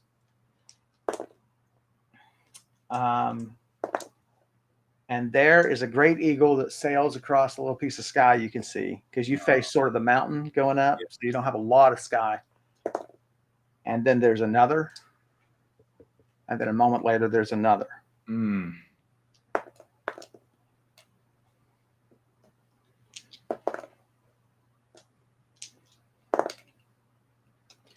What would you like to do, if anything? Yeah, I'm going to try to do the usual, sneak out of the keep and make my way down the path to find a good spot. I mean, you can at least, you could go and, just peek out of windows for now and just see. Yeah, true. You go down to the front parlor, probably go to your favorite parlor first. And there's, as you stand there, being further down from the mountain, you've got a little more sky. As you stand there, you're like, that is at least 6 different eagles in the sky. Oh my gosh.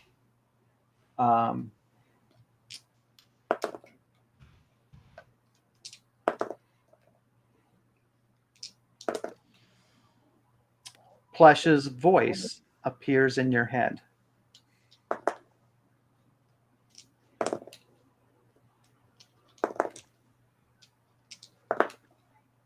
Just a little revenge for how we were treated.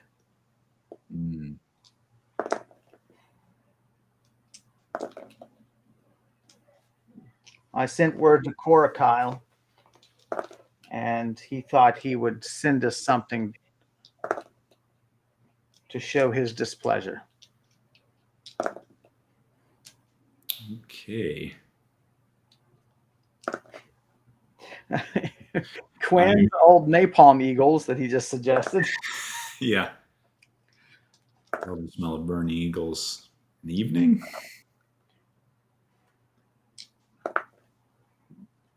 This noblewoman is quite clever. Those sooty fires, I've seen the trick used before. If we fly through them magically, even while invisible, they'll know where to shoot. Oh. Wow.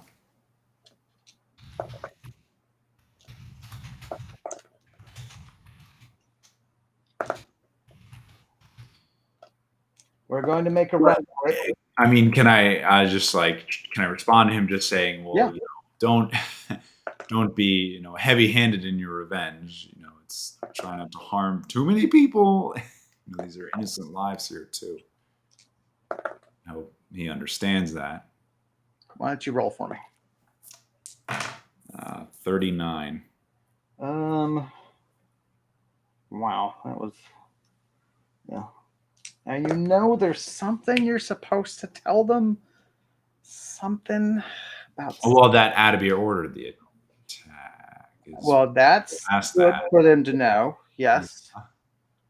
And you tell them that they're, you might as well tell them they're spies of Algret in case they know Algret and they know our right, situation. sure, yeah. Oh gosh, is there something else? Oh man, it's on the tip of your tongue. He says, It's late, Kevin. My mind's not 100% capacity. well, that's fine.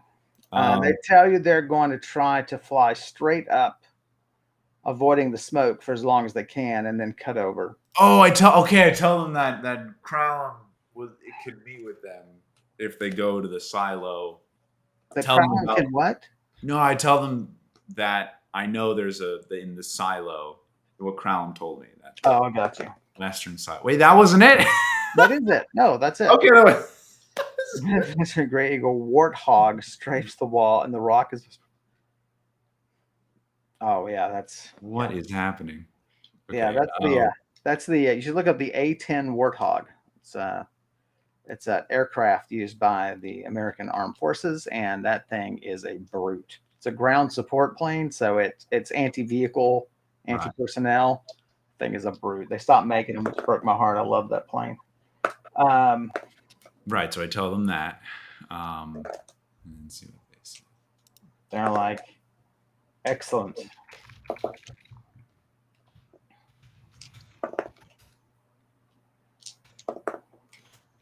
And so they appreciate the news. And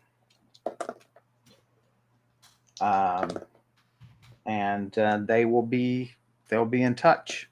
Okay. And so they break off communication, and well, it doesn't stall the engines, Quinn. I mean, I guess technically it stalls the engines. It reverses it. If they fire the 30mm cannon for too long, the recoil stops the plane in midair. Brilliant. Yeah. But of course, it doesn't need long at 30mm and depleted uranium. Yeah. So so they're gone.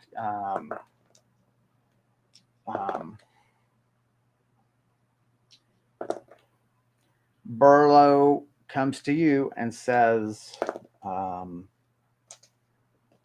Atterbeer wants a word. Okay. Now, look, if you're getting tired, we are coming close to the.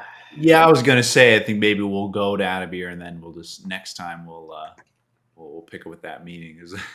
I don't like to end on that kind of cliffhanger, but that's fine. There's a lot of repercussions of what's going on today. So. Go in and he's sitting up in his study, his attached study. Mm-hmm. And you sort of make your way in. He sort of waves you in when he hears you sort of at the connecting door. Mm-hmm. And he's like, I'm sorry to have done that to your company. But it's the only way I could safely have them banned from physical entry to the castle. I've not heard that they've caught them, so that makes me glad.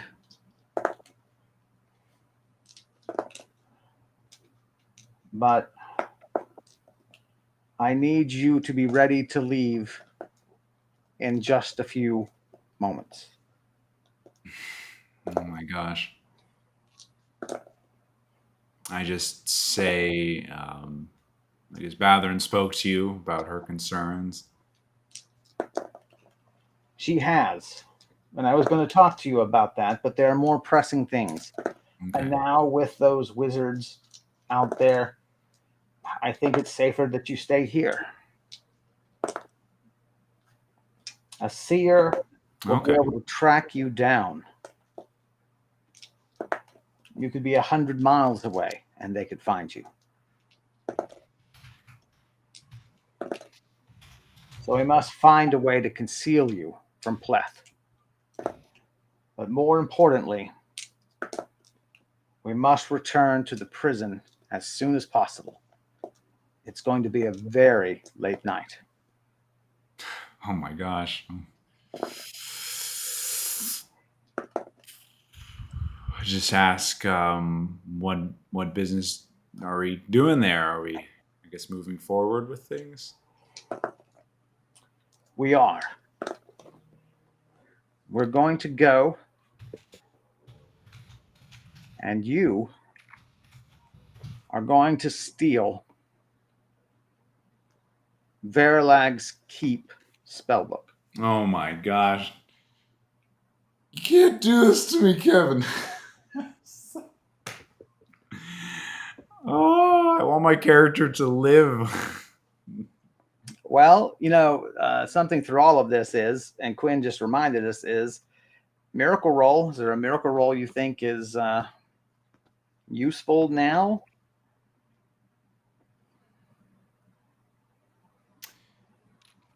No, I mean it's a little late for that. I was kind of caught up in all the action. No, I mean nothing that would be like, super useful. It's just things aren't, falling out of favor 100%. They're just kind of minor setbacks still. I mean, a logical one is if you're alarmed by the plan, you could do a miracle roll that you convince him of another plan.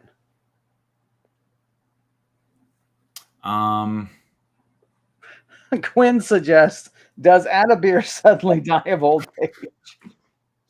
That's what Kevin's always rolling for. Every time he rolls, like, does he die? No. Exactly. A heart attack? No. I have a third dice when I roll my D100, right? And it's like if it comes how many up more minutes he has to live? No.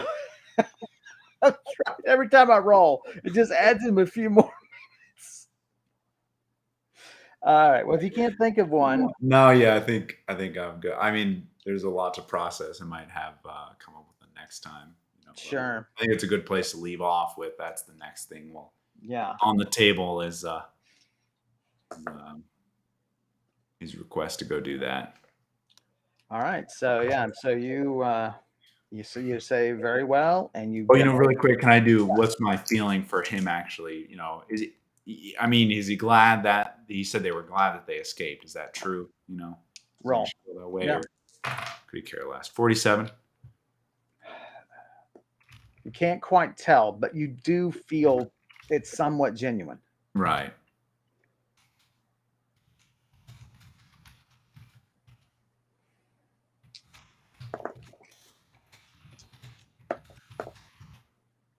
Okay.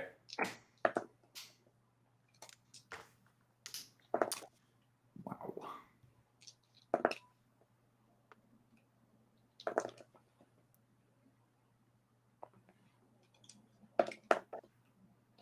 So now, all right. So you step outside.